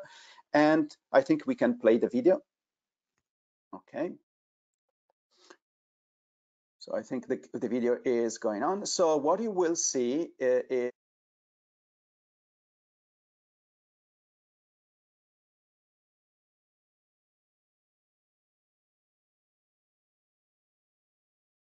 so in the video, you will start in the central part. The green dot basically represents the vehicle which is detected. The red square is the vehicle which is detected by the strip. So we use the green dot just as a check-in, but as you have seen, whenever the green dot passes over the first strip, you saw that the strip detected the vehicle and as a first said, oh, okay, pay attention, there is a wrong way driving vehicle. Then when the vehicle passed over the third the second strip, it got a warning because the other vehicle was still driving in the opposite direction. And then in the third one, the warning rise to red level because the vehicle was not stopping. So we can move to the next example. So in this case, we saw that it was possible to warn a very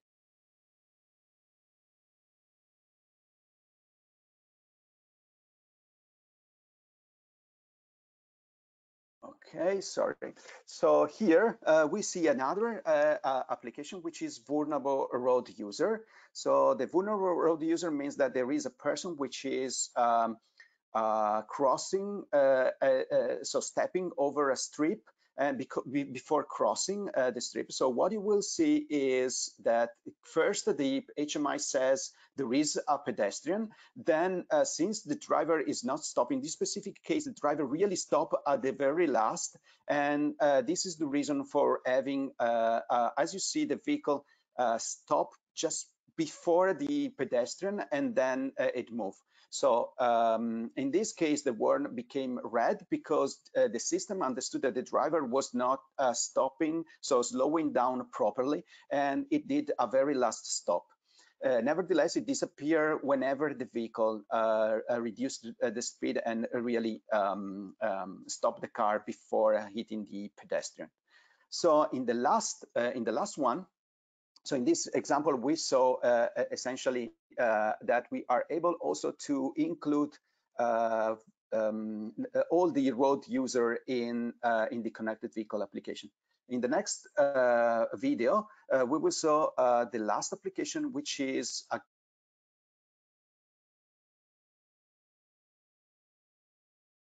which is again very interesting because we have two lanes. One lane is closed because of roadworks, and we have two vehicles driving the lane. Only one of the vehicle will get the warning. Why? Because the strip are, as we said, are at lane level, provide information at lane level. So we, only the vehicle, the relevant vehicle, the vehicle which is in the closed lane will, which is the purple one, violet one that you see, is able to it will get the warning. Instead, the other one will not get any warning. Here, the green one, which is in let's say in the proper lane, will not see any warning, and basically is something like you see now on the right hand side. The interesting part here is, as you see, that I want you to focus the attention. In this specific case, we have the green dots, very thick, which we use, which are the GPS position of one of the vehicle. In the other one, and that we use only for checking the position of the vehicle. But the relevant information are the square red box, which represent the when the vehicle was detected by the system. And as you see, the other vehicle, the dots, the violet dots, are not so frequent. This is because the GPS was not working properly on that mobile phone. Still, the system was working. So this was actually something that we discovered during the pilots, and the system was properly working, even if in case a GPS system was not providing a sufficient accuracy. So next slide, please. So we have seen three different cases where we were able to prove the benefits and that SAFESTRIP can bring, especially for non-equipped vehicle. And we think that this can improve the penetration rate of safety application and intelligent vehicle in general. This is because with low cost, we can provide effective information that let us design application which typically are only confined for connected or intelligent vehicle, also to non-equipped vehicle. Additionally, equipped vehicle can still benefit from the information coming from SAFESTRIP, because they can improve their the accuracy of the positioning. They know the lane, which is very important also for a connected vehicle and also for autonomous vehicle. So we think that SAFESTRIP brings a strong potential, especially for not equipped vehicle, but in general for all the equipped vehicle. And it has one of the advantage is that it design the communication channel in already existing protocol and extending, adding new messages in order to take into account new type of information, like for example friction coefficient, which was not already available in the communication protocol, and we actually added an extra message for that. But having used already available communication protocol means that we are already now ready to deploy an application for example, for scooters, for a non-equipped vehicle, and start to see the benefit in real working life. Thank you for listening to my presentation.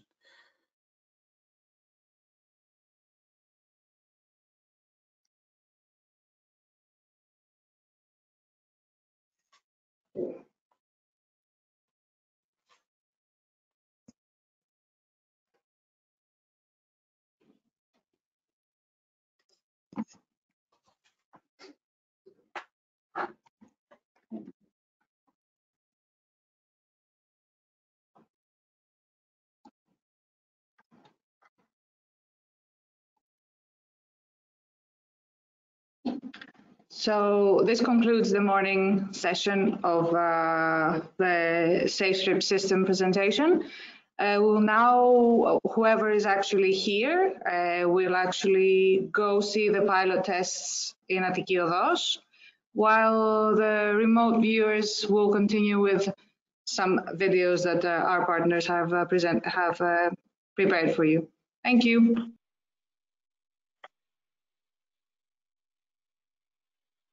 Yes, we can.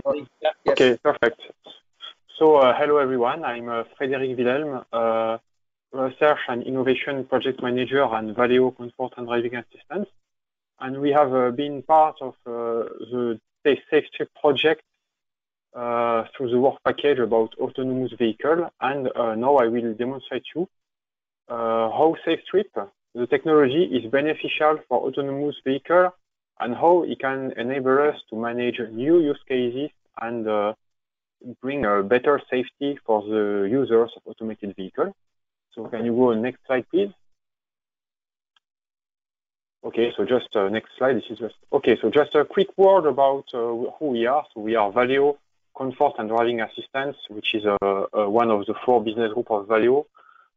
We are working on ADAS, automated driving, also connected vehicles and interior cocoon. So all technology that enable a more intuitive and more pleasant driving.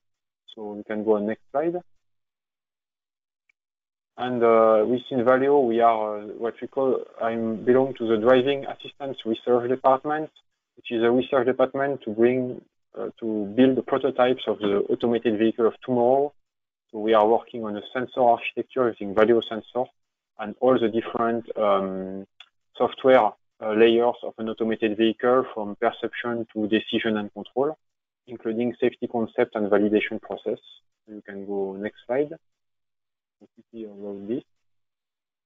And my project is called Cruise for You. It is a project that will participate to SAFESTRIP, which consists in building automated driving vehicles for highway applications, so what we call a highway pilot. And in particular, in 2020 and 2021, we work about toll booth management and working zone management, which is where SAFESTRIP brings a huge added value because it enables automated vehicle to anticipate working zone, toll booth, and virtual corridor. So you can go next slide. What we will do in SAFESTRIP, what we did in SAFESTRIP, so we use the SAFESTRIP sensors information, the V2X information, to improve the automated driving functions by enhancing the perception. So the perception becomes enriched by the information from the V2X, which enables the vehicle to handle more situations without takeover. So some situations that previously require takeover, like working zone, now they can be handled autonomously by the vehicle. And in case there are some situations that require the takeover, thanks to SAFESTRIP, it is possible to anticipate more this reaction. So our activity has been to use our Cruise for You demonstration vehicle and to integrate the telematic unit, communication unit in the vehicle, and to adapt our automated driving software. This is used to demonstrate use cases that are difficult, like toll gate and roadworks. I will detail better in the next slide. One of the use cases that we wanted to manage, there are 4 in total, and the first is the case of road marking loss, which is challenging for autonomous vehicle. And at the moment, because in order to ensure safety of the user of the vehicle is requiring a takeover in case of road marking loss. And SAFESTRIP technology enables us to anticipate better this area without road marking and to make the takeover earlier. That's for the first use case. On the second use case, on the next slide, we have a case of virtual corridor. So in case there are some damage on the road, the roadside unit is able to warn the automated vehicle that there is some damage and that the vehicle needs to drive a bit on the left of the lane. So it's what we call the virtual corridor. And it enables to avoid the damage without takeover. Next use case, please. There is a toll gate situation where the SAFESTRIP is warning the automated vehicle that there is a toll gate approaching and is indicating to the vehicle which toll gate he should take, which one is open and which one is closed. And the last use case is management, on the next slide, is the management of working zone.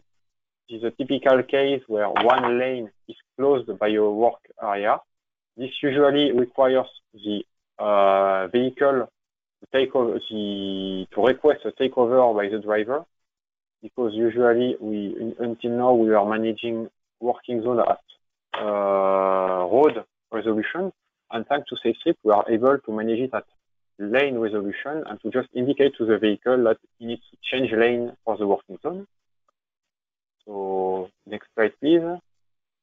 How we demonstrated it, we used to demonstrate this use case our demo car, which is a Cruise for You demo car, which is a prototype vehicle for level 4 highway automated driving, what we call highway pilot. So the vehicle is equipped with a set of value sensors, LiDAR, camera, and radar, and is able to do detection of the environment, localization, and decision and control, which enables full automated driving on highway and multi-carriageway. So next slide, please. We have installed a communication module in this vehicle, which is a Valeo communication unit from the Scoop project, which enables to receive CAM, DNM message and to send them, and also other message if we want to modify the unit to take into account other type of message. Next slide, please. This is an overview of our automated driving software that we are using in the car. So it's a usual sense, plan, act architecture with detection of the environment through the perception to sensor, map, and communication data, planning and control, as well as the supervision. So it's a very standard architecture, including V2X interface. So next slide, please.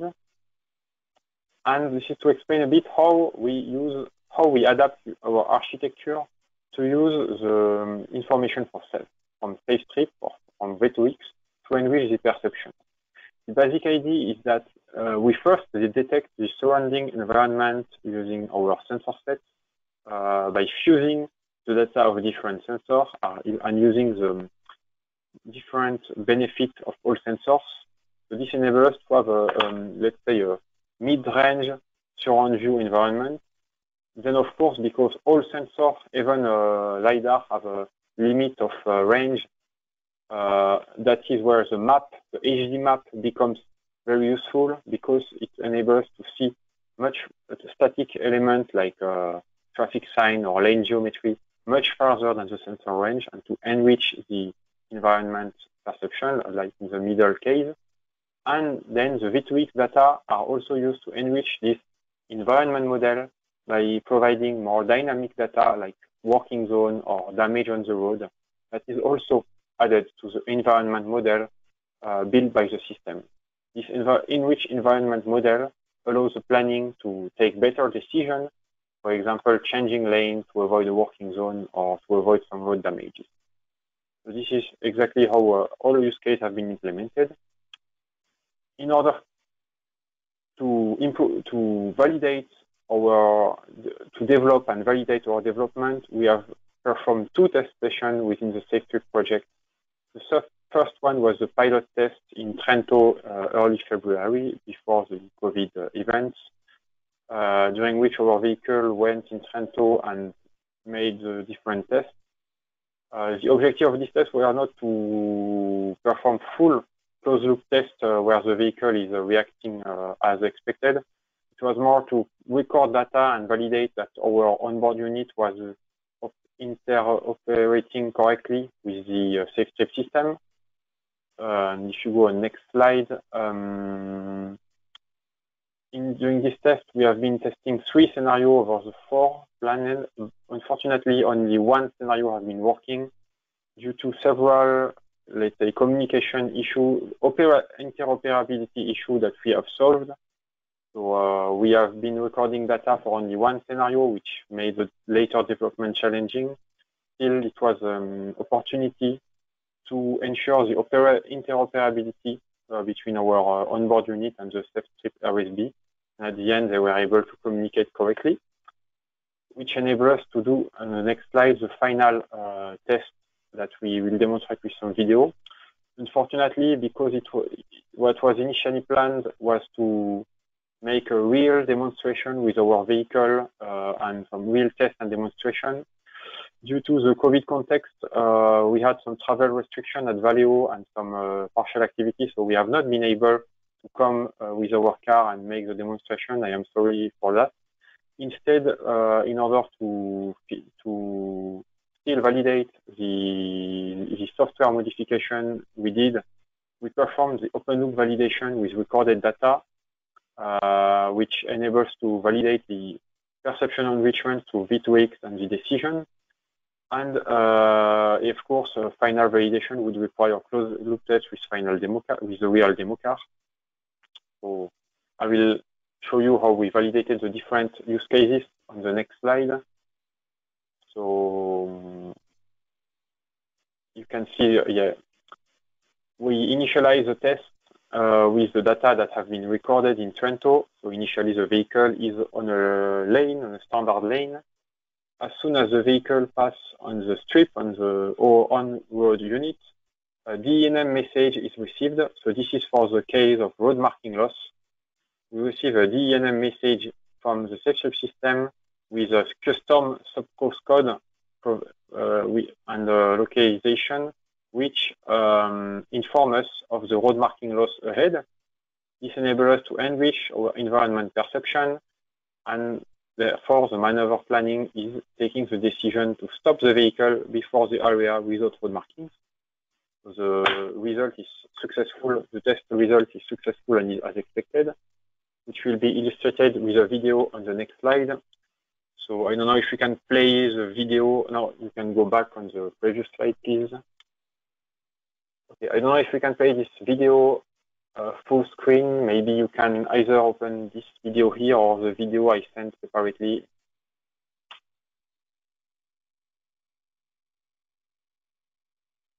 Is it possible to play the video?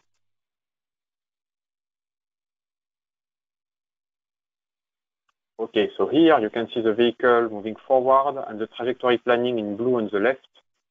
As soon as we receive the DNM event, you can see the lane ahead has no more road marking, so the environment model is updated, and the maneuver planner is requesting the vehicle to stop. You can see again maybe one more time the video. So we are driving. You can see the on-road unit. We receive the DNM event, and on the left, the lane is updated to have no more road marking, and the vehicle is requested to stop. Of course, as we are making test using by replaying recorded data, you cannot see the vehicle really stop. That would require a closed loop test. The same happens for the second use case, which is the virtual corridor. I don't know if we can see well, but you receive an event corresponding to obstacle of the road, as well as an information that the lane is reduced. There is a lane margin, a reduced lane margin on the right of the lane. As soon as we receive the event, our environment perception is updating the lane to add the margin to avoid the obstacle. And you can see on the right that the trajectory planning is correctly requesting the vehicle to shift a bit on the left on the lane and to avoid the obstacle, so to follow what we call the virtual lane corridor. So the test is successful. And again, I will ask you to play the video, the corresponding video, which is use case 2.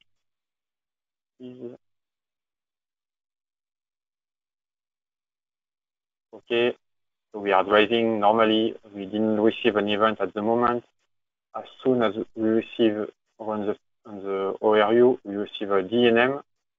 And you can see on the left, the road geometry is changing, and the vehicle is requested to overtake and to shift a bit on the lane and to overtake the small obstacle on the road.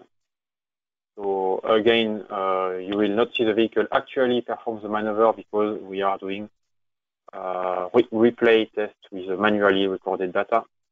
But still, you can be convinced that the trajectory planner, the planning of the vehicle is taking the right decision. Okay, so if you can come back to the presentation. Then we are talking about toll gate management.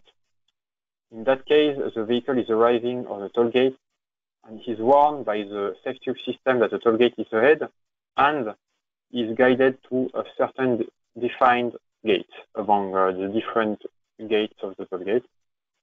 In order to have this information, we receive a DNM with the information of closed and open lane. So here, for example, we are on the right lane, and we receive information that the right lane is closed, so the toll gate is closed, it's not where we should go, and the left lane is open.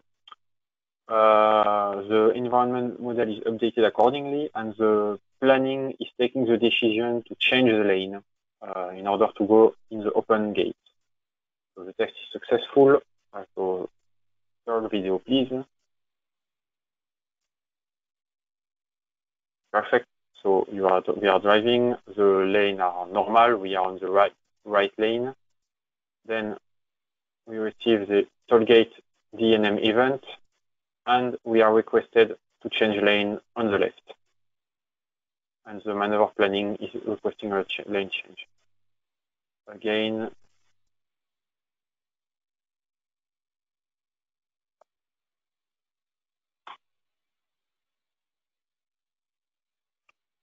okay. So the trajectory planner is a bit blinking. This is maybe some issue in our trajectory planner that we need to solve. Okay, so if you come back on the presentation, please, for the final use case, which is very similar.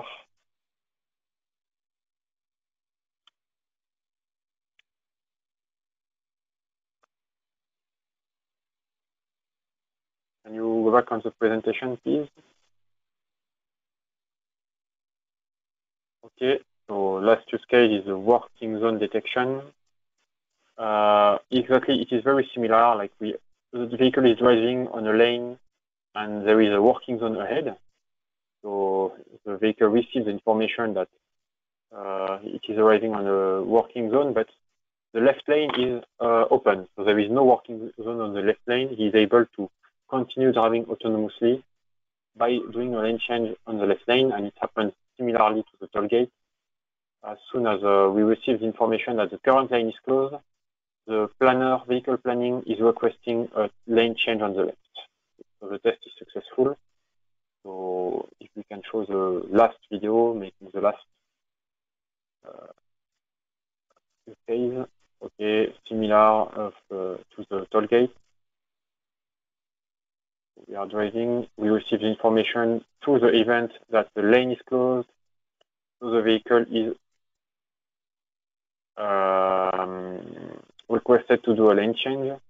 The lane change is not happening because, of course, we are doing replay test, but we are still, we still have the expected behavior of the vehicle planning. Okay, so that was the last use case that is a challenging use case for automated vehicle, and which we are able now to manage thanks to the SAFESTRIP system. Okay, that is the same slide. So that was our activity in SAFESTRIP. We successfully validated the 4 scenario using replay test, which means that what I mean by that, the V2X message that we receive from the roadside unit is successfully interpreted by the automated driving system, and which enable our software to update the environment model to add the working zone or the virtual corridor or any other dynamic information provided by SAFESTRIP. And we can see that the vehicle planning is updating, is behaving accordingly to this new information received by SAFESTRIP. Of course, to complete the validation, we would require a complete test with the demo car on the test track, which would be great to perform in the future, but which is not possible at the moment due to travel restrictions. So we would validate by that control command and vehicle reaction. So next slide, please.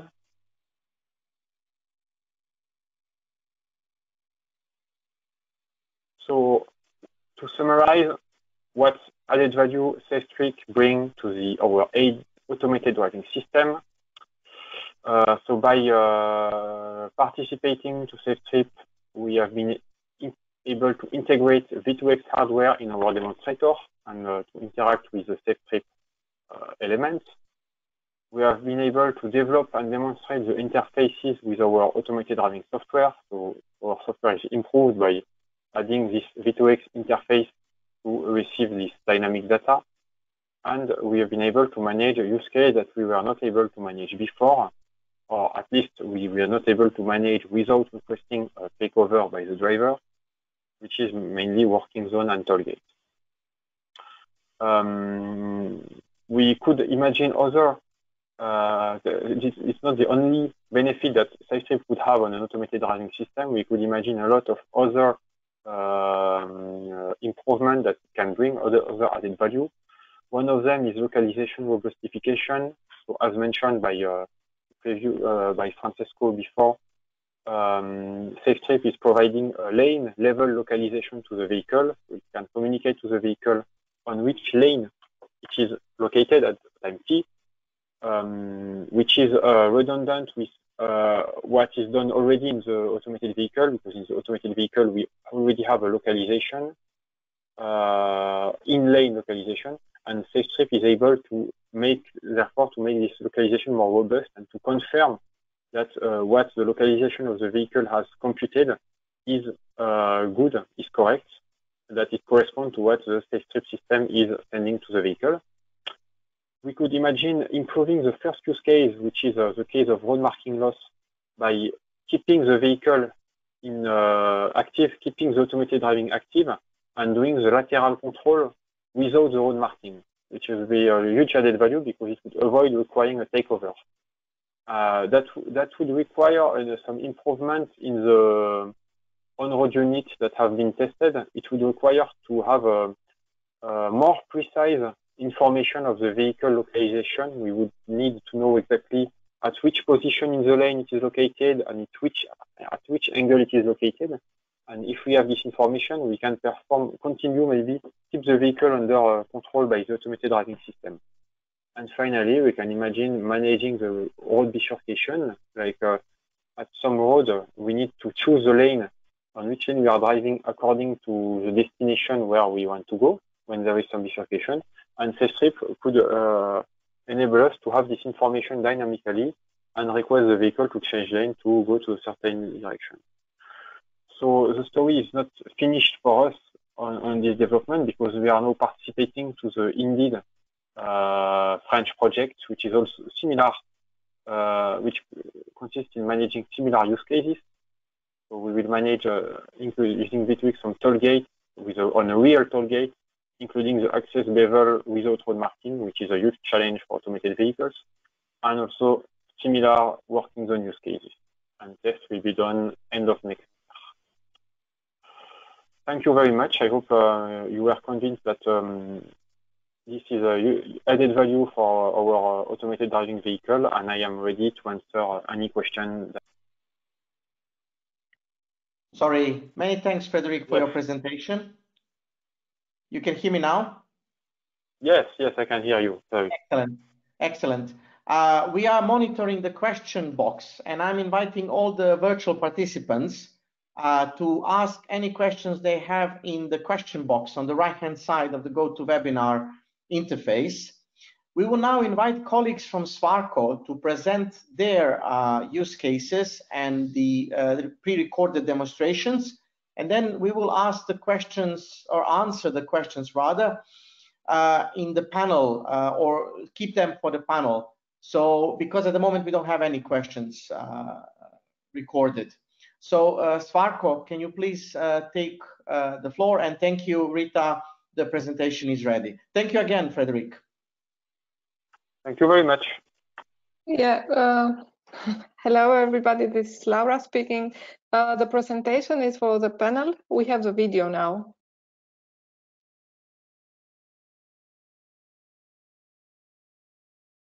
Okay, thank you, great. We will prepare the video. So it will be a video with your voiceover, or you will explain us what we're going to see. Yes, my colleagues, yes, exactly. My colleagues from the road markings division are already ready, and they will talk during the video. Excellent. And I look forward to the panel later, Laura. I think we're going to have some interesting things to exchange. Yes, this mobility management system. Exactly. So these slides are going to be projected then in the panel as a food for thought and as a basis for discussion. Excellent. Thank you.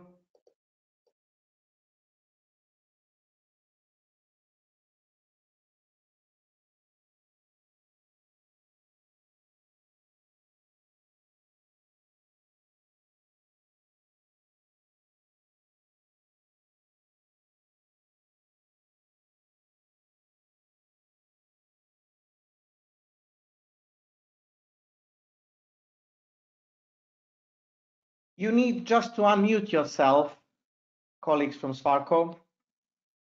Oh, sorry. No problem. Okay, now we hello. hear you loud and clear. Go on. The floor is yours. Okay, hello everyone. So first step was evaluation. Maybe you can stop the video. First step was evaluation of the right road marking material. So goals were to find a high abrasive resistant material, which is easy to apply, and that means that people which have experience in road marking application should handle this without any problems. So that means fast curving, good adhesion to the encapsulation material, and so on. So okay, let's go on with the video. Yeah.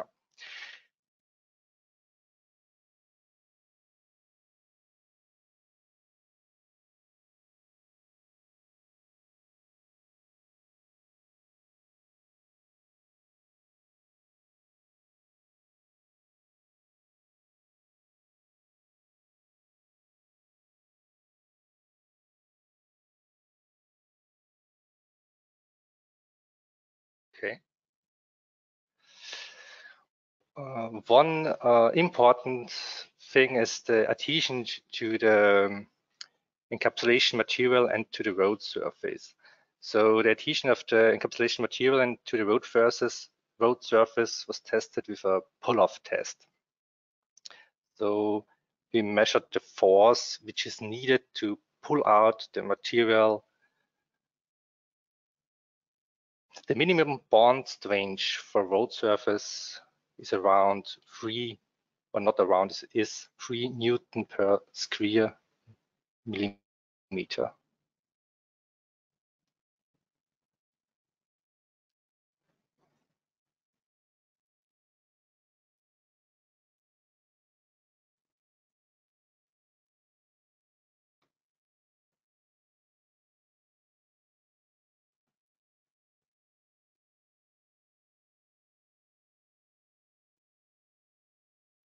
So as you see, this was achieved and exceeded.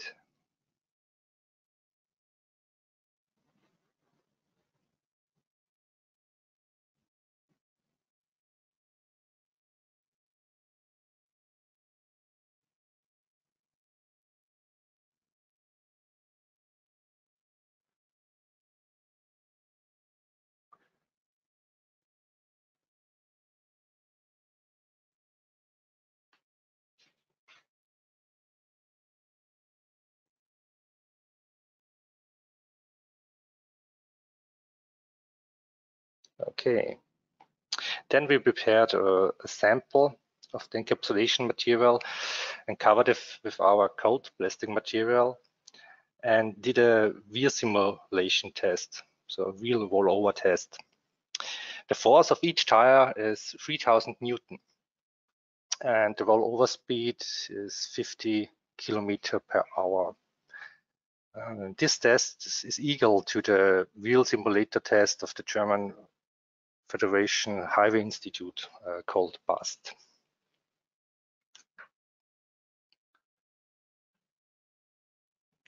So then we got 2 segments of the stripes, which were screwed down on a wooden blade. And at first, my colleagues masked the area around the encapsulation material with adhesive tape.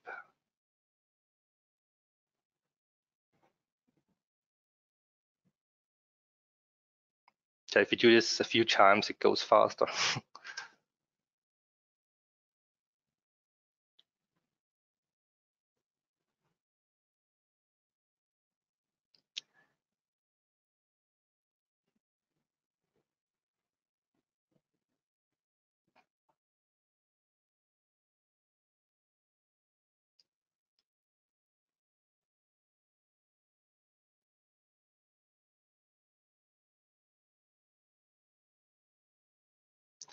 So yeah, then they mask the sensor surfaces and all other areas which must remain free with adhesive tape.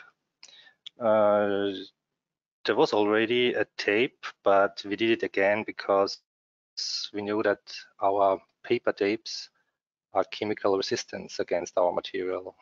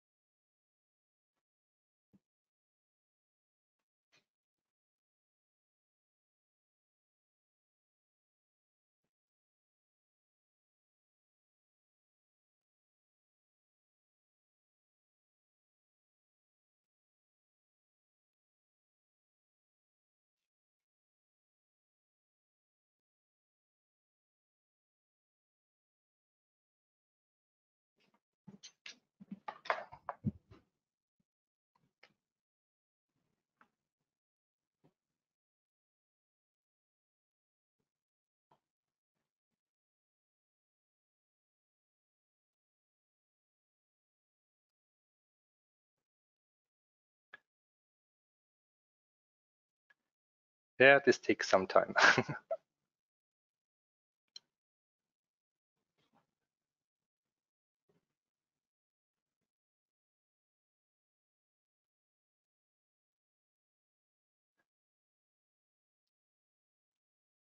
Okay, so now they are steering the liquid cold plastic material.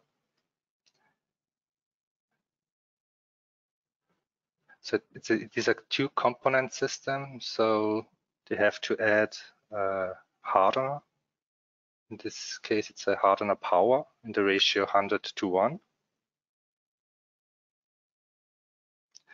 And after steering, they have a time for application between 5 and 15 minutes. It depends on the temperature.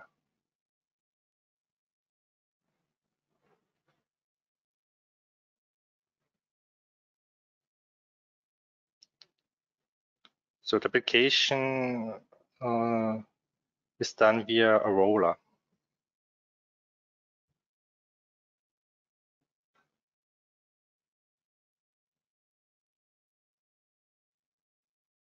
This kind of application is common like at pedestrian crossings or other area markings like signs and so on.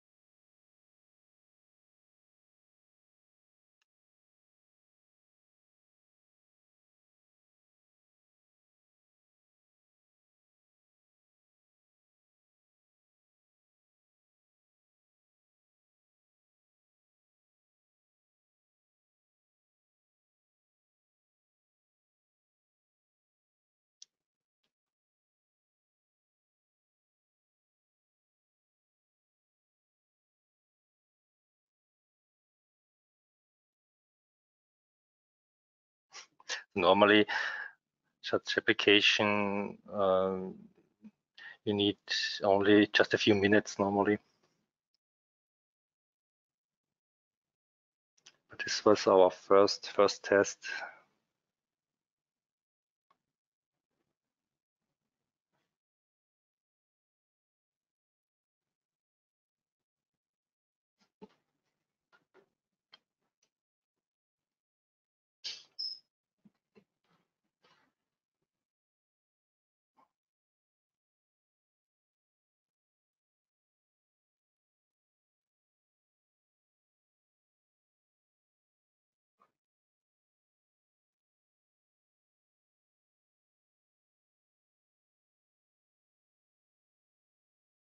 Okay, after that, they have to remove the adhesive tape before the material is getting to polymerize and harden.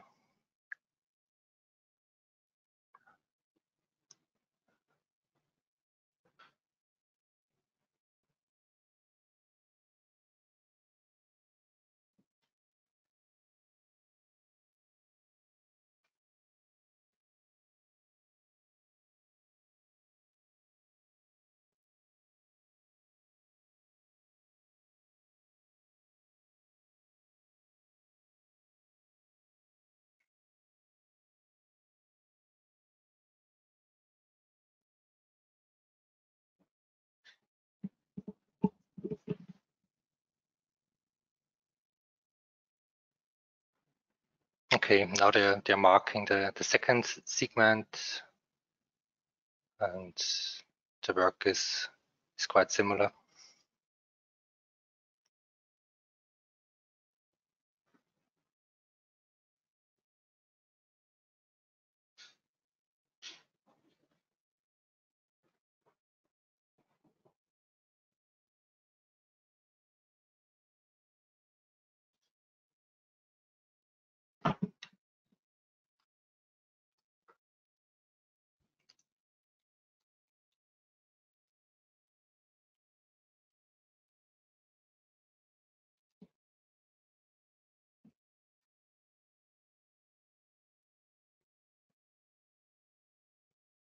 This material is grayish and near all different colors are possible. So the goal is to be really invisible on the road.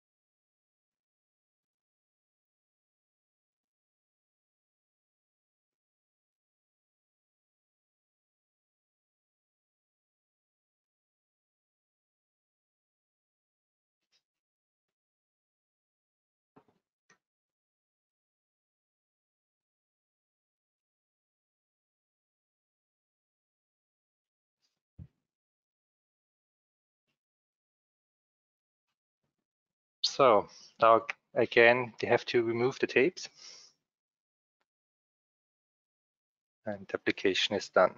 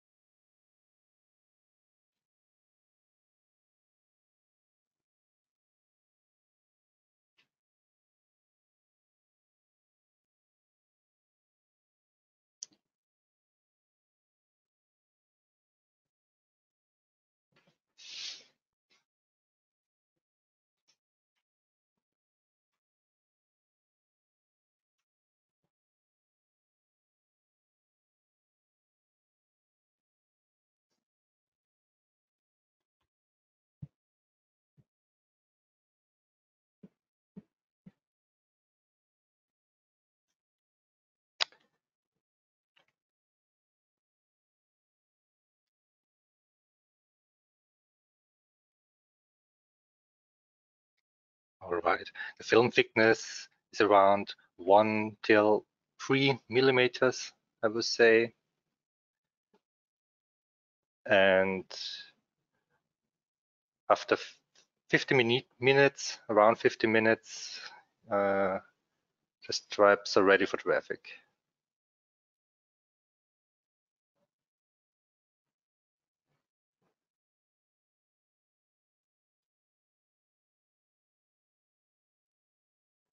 All right. Thank you very much.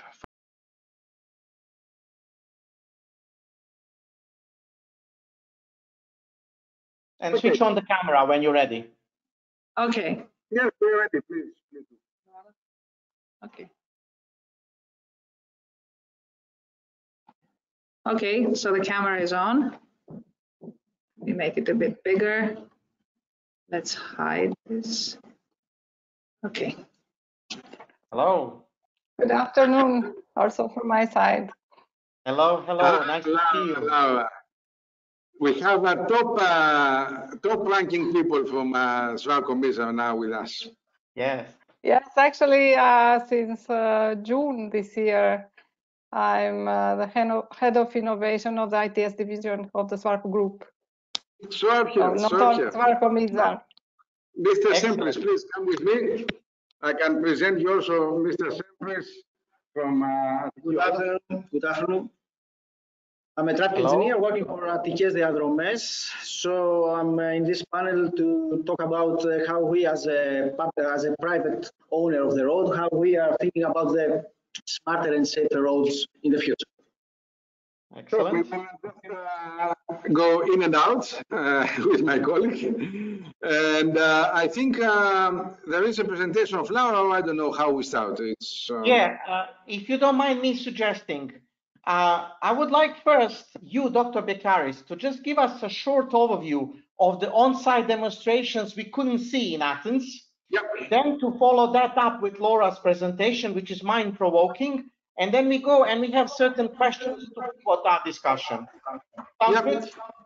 Yes, so let me say that the demo today was unexpectedly good. Usually in the demos you have the law of Murphy, but everything worked very well. And actually the first to test our system was our Vice Minister. He actually drove our test car. And we are showing 3 scenarios. One scenario is that a vehicle is actually driving on the opposite side of the highway. Of course, in a part of the highway we have closed for traffic. And then you go with your car and you get this information, and you get it more and more as you get near to this car, more and more powerful. And at the end, it says stop and so on. Then there is the case of the virtual VMS. The car is driving on the highway and it's getting virtually inside VMS signals from the traffic center of the road. On the mobile device. And the third one is a VRU, pedestrian, let's say, crossing recognition. We have emulated a pedestrian crossing, a zebra cross, and we have installed there our SAFESTRIP. And then as the car goes actually even in a curve without seeing very well, and there is the pedestrian there, it gets the information, and it gets the information stronger and stronger. Actually, we even had volunteer pedestrians going in the road. Thank God nothing went wrong. So these 3 applications are running both with equipped and non-equipped vehicles. And this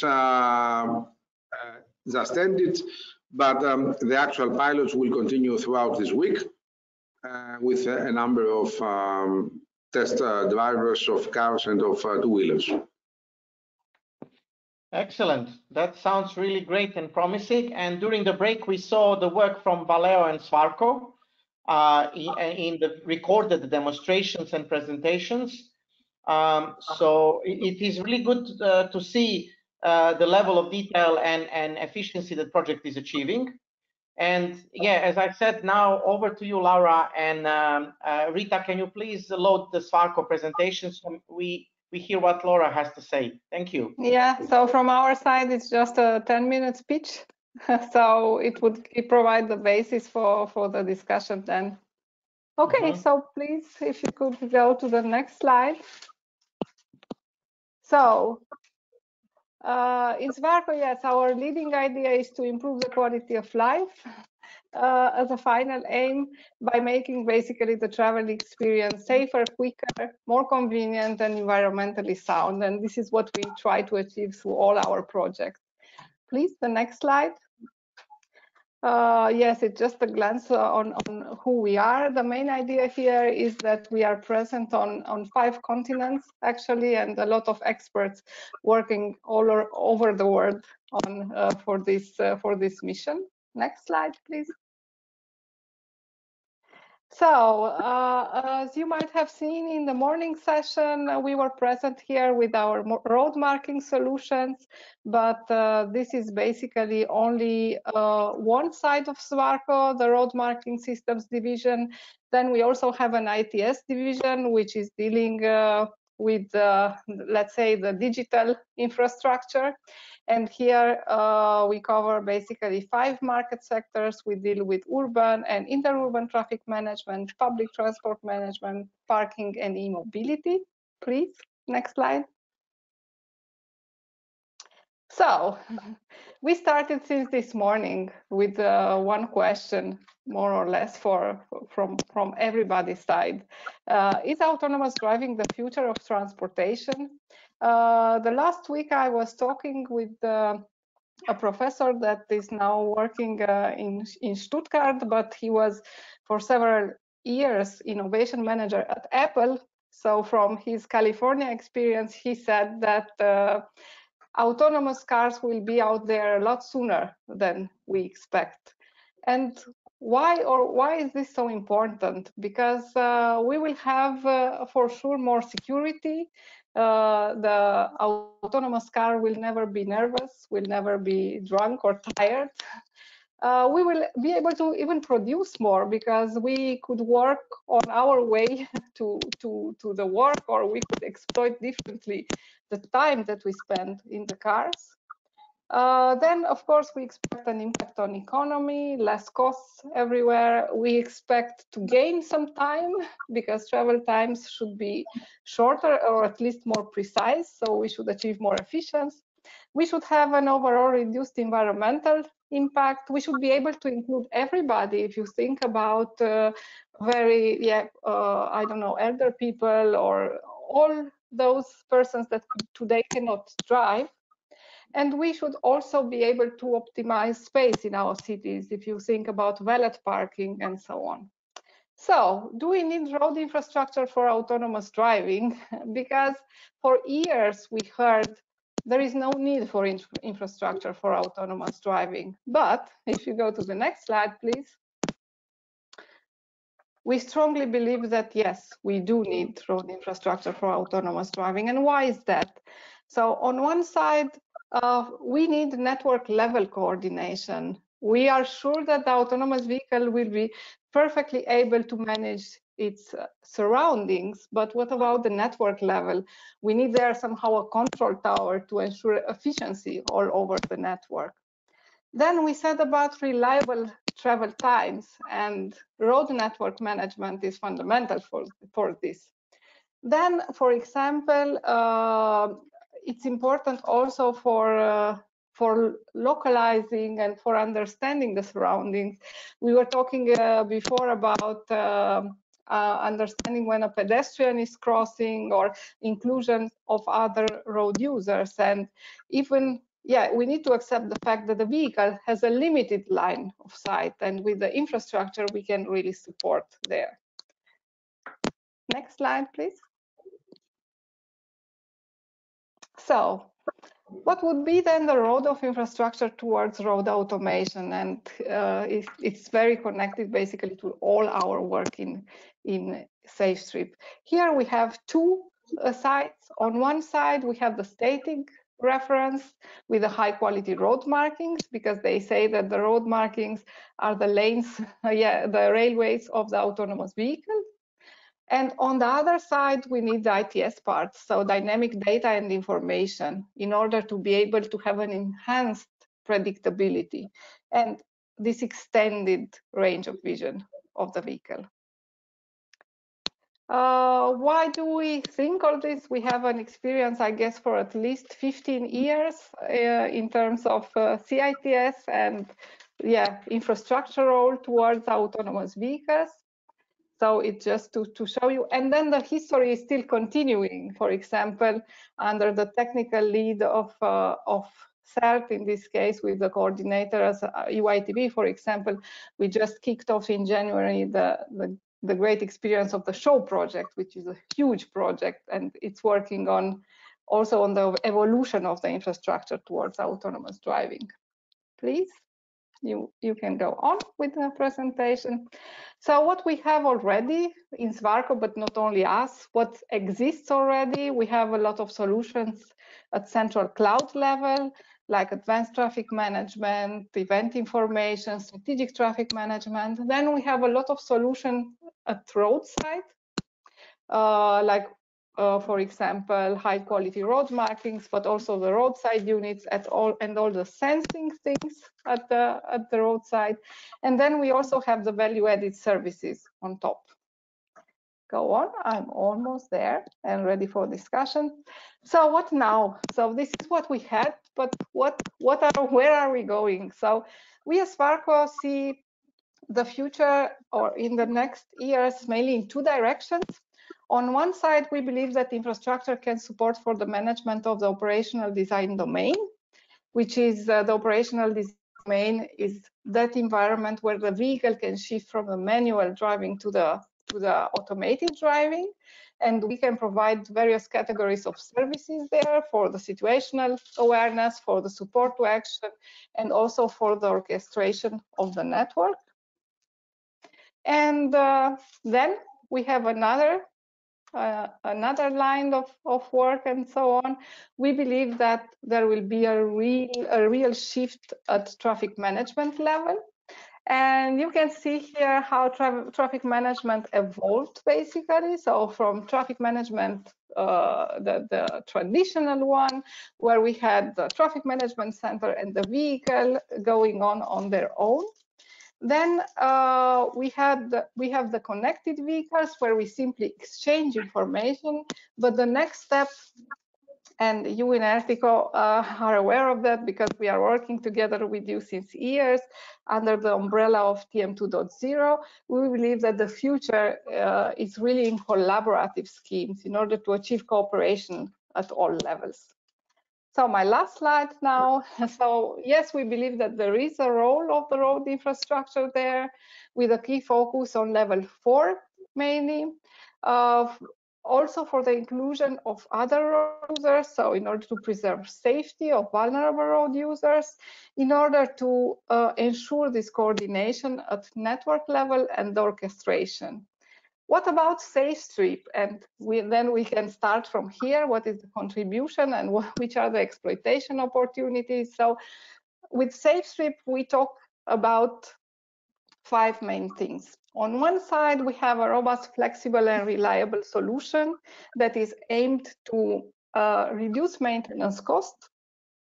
And we also talk about an open architecture, so we could really integrate other systems here. Then we have increased traffic safety. Then we have better traffic and also infrastructure management with the predictive maintenance. We have improved services for OEMs and also added value services. So yeah, that was all from my side in the beginning, and now we are ready to discuss. Now, thank you very much. This is so much aligned, and you and me already exchanged our views recently. And what you call the next step after the TM 2.0, we started calling together mobility management. It's not anymore transport, it's mobility. It's all modes coming together. The infrastructure is that layer that supports this vision. And I can also here, apart from representing Ertico, share my views as somebody who was the end user in traffic management center I spent 11 years working for Transport for London in Traffic Management Centre of London. So I will put that perspective, but now go back to Dr. Beccaris for his comments on your vision, and we can go also through these prepared topics for discussion. So over to Dr. Beccaris, please, and his panelists in Athens. Hello, thank you for being back. Let me introduce one more panelist, Mrs. Natalia Daciou. She is the Vice President of the Hellenic Association of Traffic Engineers and also working herself in another highway. Natalia, say hello, please. Hello to everybody. Good evening. Hello again. So we will be here to discuss. Yeah, I'll call you again in one of the discussion points. So let me say that, of course, what we heard from Laura is, let's say, an integrated view, because Svavkomisa is very much in the center of the system. They are the integrators, they have the clients, they have the roads, and they have also a big part of the know-how on the telematics part. So indeed, a very pivotal and important partner in this project, but beyond that. Now, I think it's better to go and discuss indeed on the three layers, the one that has to do with standardization and homologation, the other that is more technical on integration and interoperability, and the most important of all, which is somebody has to pay for it, so exploitation and sustainability. I think there it's better to exchange the views and focus than staying on the generic part. Sure. Yeah. Shall your colleagues first in Greece tell us their views on the first point on standardization and homologation? Yes, actually, I think that we can call Dimitris to tell us the important things on how you can put something on the road and the needs for homologation. Hello again. First of all, let me say that obviously technology is always ahead of us, and at some point we have to adapt this technology to the existing systems that we have. So we have to be ready to see how we are going to adapt this new technology. And I think that the most important thing for us at the moment is the harmonization of the CITS services, because ITS and CITS services are coming, but the thing is how we are going to implement all these things. So I think that the most important thing is, first of all, to have all these CITS services harmonized, and then at some point, if possible, also standardized. And okay, the European Commission is the most plays the most vital role in all these things in order to have all this, to make us all harmonize the services, because otherwise everybody under his own umbrella and under his own European project or whatever, he's going to have all these CITS services being implemented in a completely different way. So what we need as road operators is to be certain that if we want to have this CITS service, no matter, we don't really care at the beginning who is going, if it's SAFESTRIP, if it's something else. The thing is that this CITS service needs to be harmonized, and we need to know how exactly we are going to implement it. And as far as I know, under the umbrella of under other EU projects, there has been, they are trying to harmonize all these services, and they have started with harmonizing the most simple ones, like accident ahead or traffic jam or something like that, and they are not completely ready for more advanced ones, like smart routing or software dumping or whatever. But this is very, very important for us. We need to know from the beginning that we are going to get this service and we are going to have this result. It's not really interesting for me at the moment to know exactly how this application is going to look like on the onboard unit of the car or on his own mobile phone. This is not really important for me at the moment, but it's really important to understand the architecture behind all this CITS service, how, for example, from SAFESTRIP, we are going to get this information, we are going to develop all this knowledge sent to the Traffic Management Center in order to distribute it to the drivers or whoever is interested in it. So this is more or less about the standardization, but also it's very important at some point to also think about assessing all these ITS services on our roads. So it's very important for us, the whole procedure from the beginning, to really know how these services should be implemented. Also, a little bit, if possible, to be trained on all these applications, because really at the moment we are just the road users, the road operators. Okay, but at the end, it's also very important to have a way of assessing all these things, whether our road is using all these CITS services correctly or not, and whether this has a benefit for the users or not. So we need to know all these things, and perhaps a European Commission organization would be beneficial for us if it could help us from the beginning, from the training, also for supporting us, and at the end for assessing whether everything is correctly implemented or not. So I think that these are two very important steps for us, because as road operators, we just want to implement something which is there and which is useful for the road users. Okay. I will just add a comment on a second point Dimitris raised, which is the training education. Ertico is active through its Ertico Academy. On that point, we actually have a dedicated ITS modules, including CITS, where we plan and we are already taking the knowledge of projects such as SAFESTRIP, but like Laura mentioned, we are involved in SHOW, we are involved in many other projects to start educating the industry on the findings of such projects. So that's one initiative, that Ertico Academy, that is following up that thread of thought. But maybe comment on standardization from the panelists.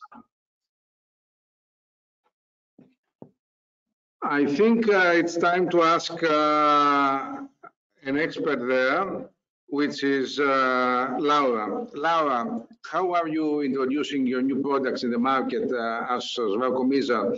What are the next steps so that you can make it eventually one day to be able to be sold to Europe-wide? Yeah, thanks for asking.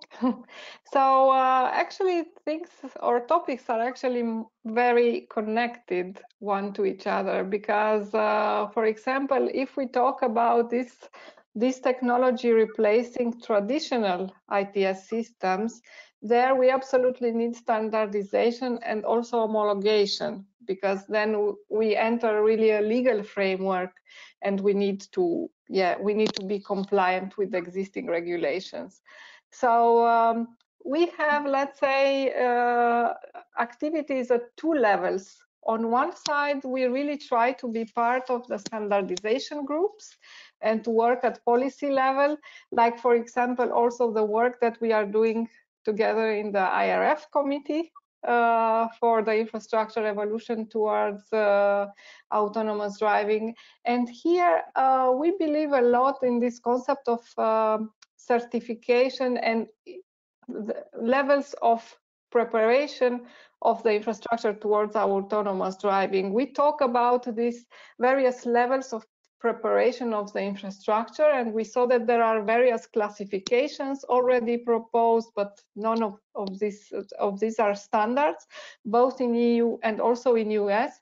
So we believe that at some point when you will be, somehow it will be mandatory to have infrastructure certified for a certain level of automation, this will automatically pull also then the market penetration of the product. So this is one level, so policy and standardization. The other level is already tackling the market, and here we try to work a lot on the added value services.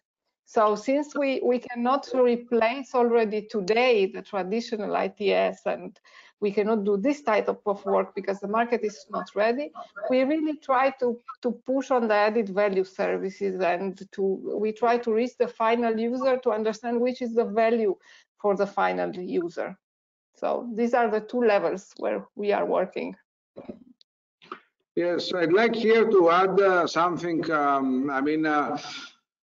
Our Vice Minister today made an announcement, I think 3 or 4 quite important ones. One was that the state decided that it will pursue and recognize an annual assessment of the highways, of the safety of the highways. This goes beyond the safety audits directive and will make eventually a requirement that at least the highways, eventually other roads too, will be officially assessed and get a certain level. We are, as hit the Greek node of Eurorap IRAP protocol, but at the same moment we're working with the Greek highways and as a CAP, so that to arrive to a fully recognized and agreed by everybody road assessment star system. And in that respect, systems like SAFESTRIP can really make a difference, because for the moment, even in Eurorap IRAP, ITS impact to safety is not taken fully on board and is not calculated as a specific bonus. Whereas once we have the data and once we have more in-depth studies, this has to be added. And there will be another, let's say, incentive, bringing us to the other questions as well, for a road to take it. Because if with this system I can go for a 4-star to a 5-star, there is another certain benefit. So I think that the need for safety audits and for safety recognition of the roads eventually will support such systems to be homologated and recognized. Okay. Do you believe, maybe Natalia can tell us, with those actions, she mentioned today that Greece, unfortunately, for the past decade, out of European 27, was usually at the lower end of the road safety parameters.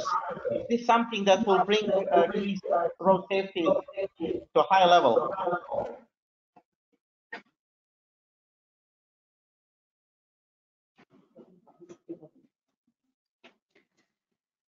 Hello again. So it is needed to be done more things about safety in Greece, and let's see how we can do it.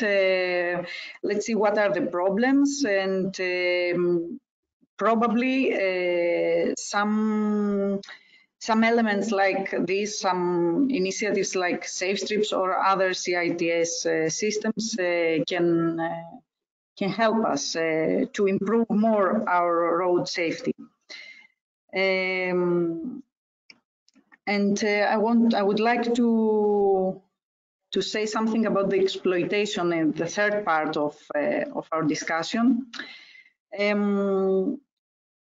As an engineer in highways and roads, I'm wondering if these systems, how easy is to implement these systems, how easy is to install, how is to for a road to decide to change its VMSs, for example, and how easy is to make a decision to change the whole system, implementing these CITS elements.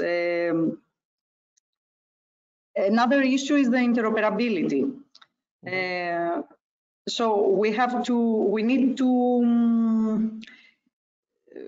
have a context how to do this and to measure not just the cost, but in numbers, I mean, but the whole cost, the whole work you need to do, what it is needed to do for change these safety systems. I'm just wondering about how easy it is to do it. I would just say that on the first point, we saw a very convincing presentation from Svarko, how easy it was to prepare the materials and the ground and the strips for the testing, but maybe Laura can tell us more. Yes, and besides that, switching from physical to virtual it might sound complicated in a first step, but nevertheless, this also translates in time in really a drastic reduction of the maintenance costs and so on, because for sure maintaining road equipment is, yes, is not that cost effective like maintaining software, if we talk about BMS. And of course, for the sensors and the SAFESTRIP technology, in the long term, we aim at a low cost, low maintenance and redundant solution. So yes, we are pretty optimistic on that. Yeah, agreed. Let me jump here on the interoperability that was mentioned also from Natalia. The truth is that today, even today, I must say, when you travel from Athens to Salonika or from Athens southwards, you need different toll systems for electronic toll payments. It used to be many. Currently, there are 2. And this is moving. The government is planning to do the necessary actions so that eventually, within the next years, we will be able to go with 1. And this is how many decades after such systems have been installed. So we have to think how interoperable such systems as SAFESTRIP can be, and especially SAFESTRIP, how it can be interoperable in relation to the existing infrastructure or to other CITS applications. Here, I'd like to say that first, we are using standard IEEE standard protocols, but still they have to be locked in for such applications and allowed.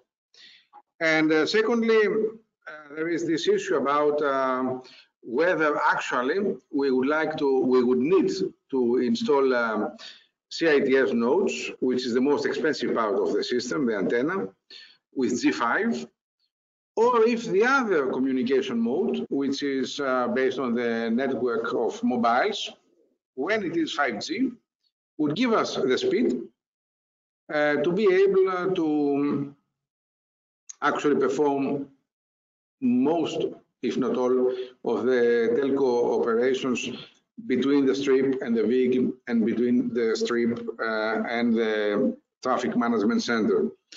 So having seen Natalia's question and having seen my question as well, but also my hints that maybe 5G might solve the problem, I'd also like to see it from the side of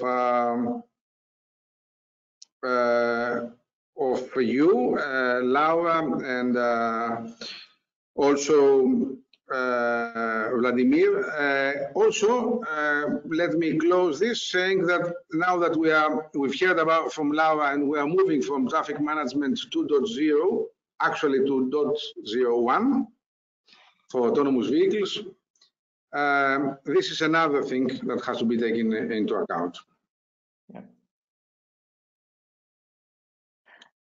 Yes, so with regards to interoperability, at least us, but generally all traffic industry players, first of all, they work a lot in these groups for standardization for CITS.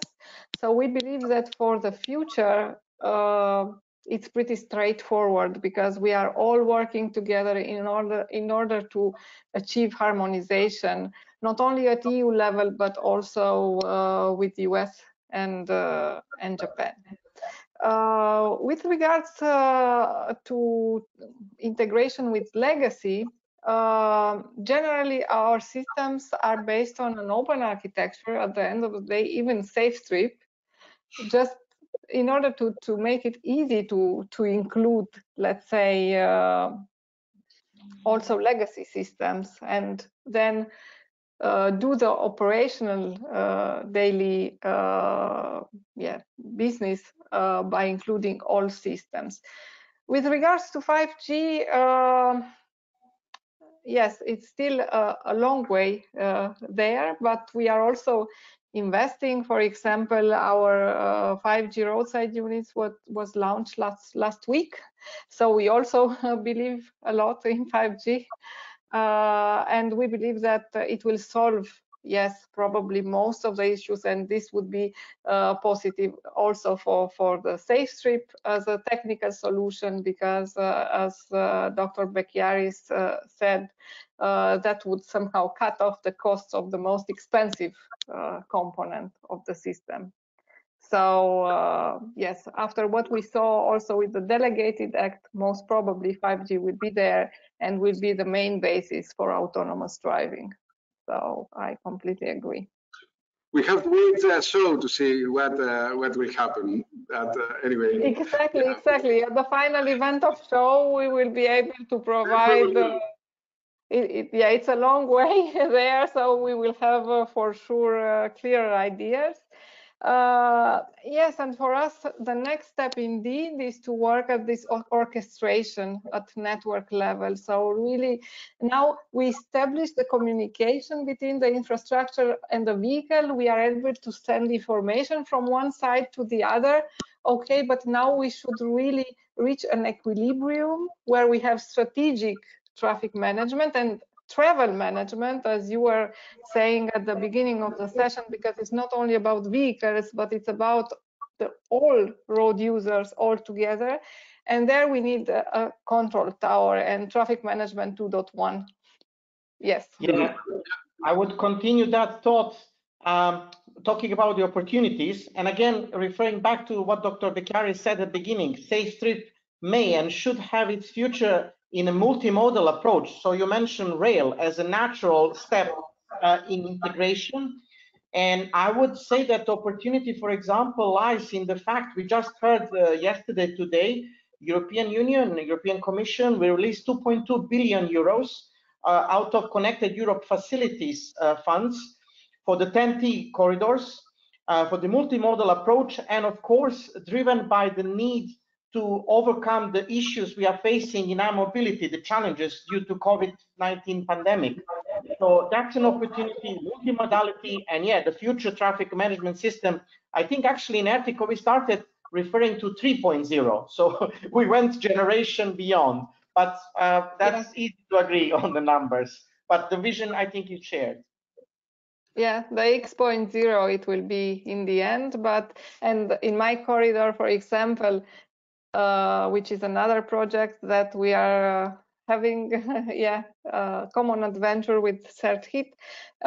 There we really worked a lot on this evolution from traffic management 2.0 towards the multimodality. It was in a more mass environment, so not so much focused on the autonomous vehicles, but still at the general level, we are working on the shift from vehicle to, whatever. Very good. I think that this brings us also to the very connected discussion of how we can actually, what is the need, how we can install it, how we can exploit it. I was discussing offline with Dimitris Service here from the Traffic Management Center of Attikes Diadromes, and he was saying that maybe we don't need that many strips as we were thinking, that maybe in some strategic areas is enough. Would you like, Dimitris, to give us your views?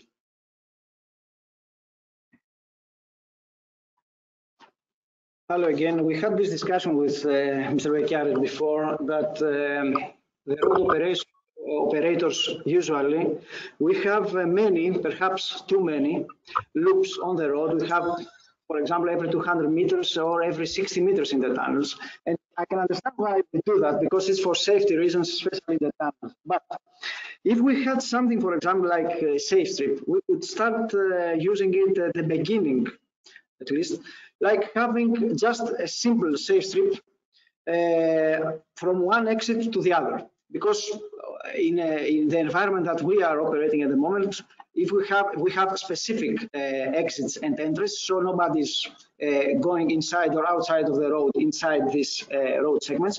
So we could start by using these SAFESTRIPs in a road segment like that to see exactly if it benefits us or not. And if we are certain that this SAFESTRIP is working fine and the data that we are receiving are the correct ones, then I think that for us this would be very beneficial to start from a place like that. But I would also like to say something about this second point, which had to do with the integration and the integration of such systems like SAFESTRIP into the systems that we are already using. And I must draw your attention at this point, because not all road operators have systems which are really easy systems to integrate new things into the existing ones. So, for example, for us, this would be a difficult thing to do. So we would ask, for example, from SAFESTRIP to have another standalone traffic management center emulator, and to do all these things from this standalone machine. So it's really difficult for us. I know this is not the case for all road operators, but you should also have in mind that for some operators like us, because we have been doing this for 20 years, so the systems that we have are not what we call open architecture at the moment. So it was going to be a little bit difficult for us to integrate a new system like SAFESTRIP into the existing ones, and you should also have this in mind, because if you are going to exploit a system like that, you should also think about this added cost for us, because it's really difficult for us to change the existing systems that we have, or to pay in order to integrate your new CITS services to the already existing systems that we do. So you should also have this in mind when you build a business model, for example, of how to exploit all these things in the road operators that may buy such a thing. Okay. I think Swarko wrote down this comment, including Dr. Bekiaris' comment about integration two systems into one in Greece. That's forthcoming. Yeah. And I must say that this is not an issue in Greece. It's something that we often encounter when we talk with our customers. Yeah. Yes, but as you see, there is an idea that and I think this is something good with the modular design of SAFESTRIP, that you can use it instead of a toll plaza. You can use it instead of a VMS, especially where you would like to have one and you don't have one. And then you can use it for bigger segments between two exits. So at the beginning, you can easily cover a big ring road of Athens with 10, 20 systems. And then only then to see if there is a need for some specific applications to have something beyond that in between, maybe not. So indeed, you don't have really to populate a big road with hundreds of such systems, whereas that could cause a big, that will require a big upfront payment and investment. Nevertheless, we have to think about the market penetration and what is the key point to hook on it. For example, is it the need to put more VMSs that costs, or is it the maintenance cost, which is important because of VMS, as you've heard at the beginning, also in the presentation of Mr. Halkias from Attiki Odos, they have high cost of maintenance, and the road maintenance, the predictive maintenance you can have through the SAFESTRIP application. So it could be that this is another, let's say, angle to hook. What do you think, Dimitris? Is maintenance a really strong point? That, yeah. Yeah.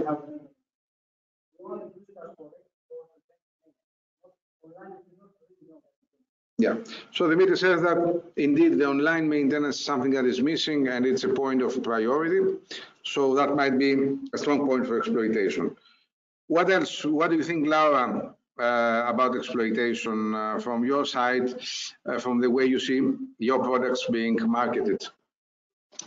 Yeah, from our side, there where data coming from the connected vehicle can replace traditional sensing, their customers really become sensitive. For example, in cities, if we talk about adaptive traffic control, it really takes out a low penetration rate in order to be able to provide adaptive traffic control without the loops. And the loops have a really high maintenance costs. So for example, yes, where you have cost savings or enhancement of security, there you have a customer that is listening. So these are the two elements.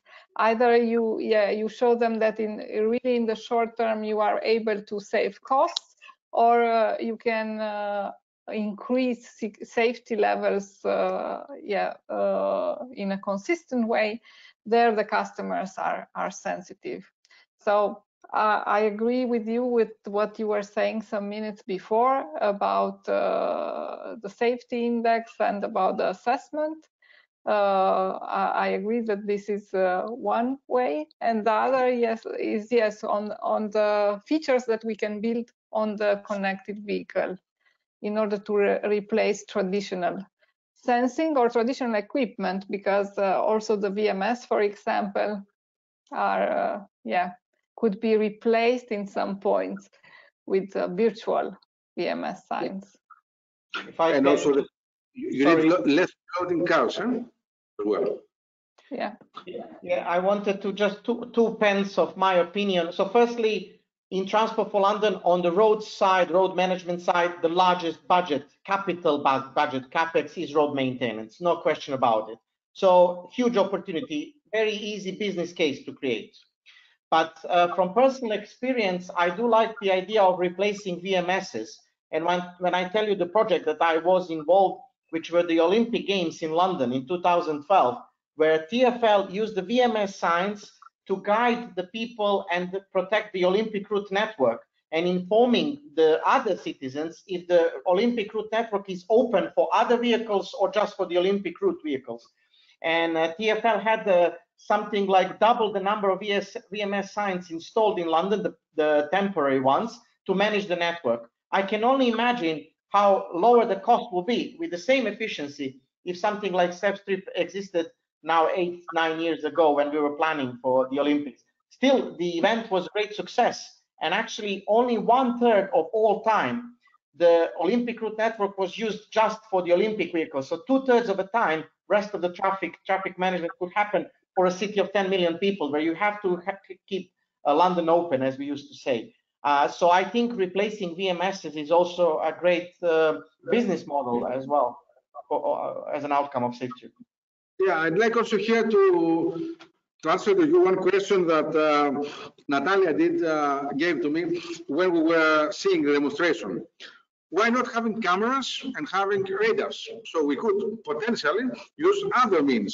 And then I said, first of all, the biggest thing is the cost, but then it's also all about vandalism. If you have cameras, if you have these things, people can vandalize them, can steal them. Also change their behavior. We know that whenever there is a radar, and we know there is a radar, drivers just before drive very carefully, and just after come back to their normal. Whereas if it's something as a strip integrated on the road, you don't know where it is, you don't even see it, and you could much more easily be more accurate. That's some ideas, but maybe. And of course, there is always the issue with the camera of not getting personal data and getting out of this loop, this vicious loop. Should you get the data? Should you not get the data, and so on? Yeah. I don't know what is your opinion. Yeah, I understand. Okay. Yeah. I'm inviting also the people who are listening to us online to use the question box on the right-hand side and ask the question if you have to any of the panelists or any other question from the demonstrations and the presentations earlier in the day. At the moment, we don't have any questions, but if anybody wants, please, and I'm monitoring that as well. Please continue. Yes, I think that we have actually flown over the whole area, looking on the major technical issues, and looking also on the issues that have to do with standardization and with exploitation. And we have to say that the SAFESTRIP approach is to deal with the problems of today, with the problems also of tomorrow and the day after. As you know, we have a specific application for autonomous vehicles, for which also the lane positioning and the monitoring, for example, the information about the weather conditions and the friction coefficient that can allow to adapt automatically the whole flow speed, that would make a hell of a difference. So in the context of automated vehicles, I would also say that for the future, SAFESTRIP is something extremely valuable and comes in good time to be integrated with the other measures. What do you think, Laura, that you are also quite much working in the infrastructure for autonomous vehicles? Isn't it something really needed? Yeah, I guess you were right. Timing is good because we are present both in the market sector of road markings and in the market sector of ITS. And for us as Varco, for example, SAFESTRIP was a very important initiative because it was the first initiative where ITS and road markings could work together for an infrastructure solution for autonomous driving. And I believe that we are somehow the first. I mean, we did some researches also at project level, and we are very early, and we need to push on that. So I think that on one side, it's a very strong project because we have this integration between materials, so the non-intelligent, let's say, infrastructure and the ITS. So they really now come together, completely integrated. And on the other side, we can, I guess, also enter the market pretty early, especially with the predictive maintenance and all that derives from that. So yeah, looking forward for SAFESTRIP too. Okay. Very good. I'd like to ask my colleagues, would you like to add something? Is there something? No, I think we've covered the area. I think also we are really in very good time. Is there, Vladimir, any question? No, I just like what Laura said. I hope there will be a SAFESTRIP 2 and that this consortium, which apparently worked really well. I came late to the party, but I would really like to relive the next project with all of you because it was a great pleasure to collaborate with you. Absolutely, we will do our best, and indeed, especially with the automation part, more and more chances are a need is of such systems. So with that, Vladimir, in due time, I think we can close this panel, and I can pass the floor to you to wrap up for today. Yes, I would like first to thank Dimitris and Natalia and Laura for being our panelists. Thank you very much for participating in this, and of course, as I said, in the project. Thank you. Okay. And yes, there is not much to say. This was really an interesting experience.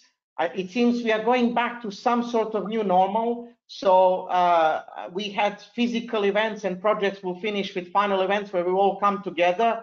Then we had a period of 3 or 4 months when this will happen only virtually. And now for the first time, we had a hybrid of virtual event and a physical event.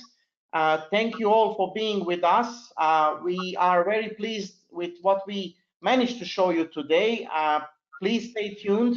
Follow the SAFESTRIP social media and website where you will see the results. We have about a month and so to finalize. We heard that there are still some tests ongoing, for example, next week in Greece.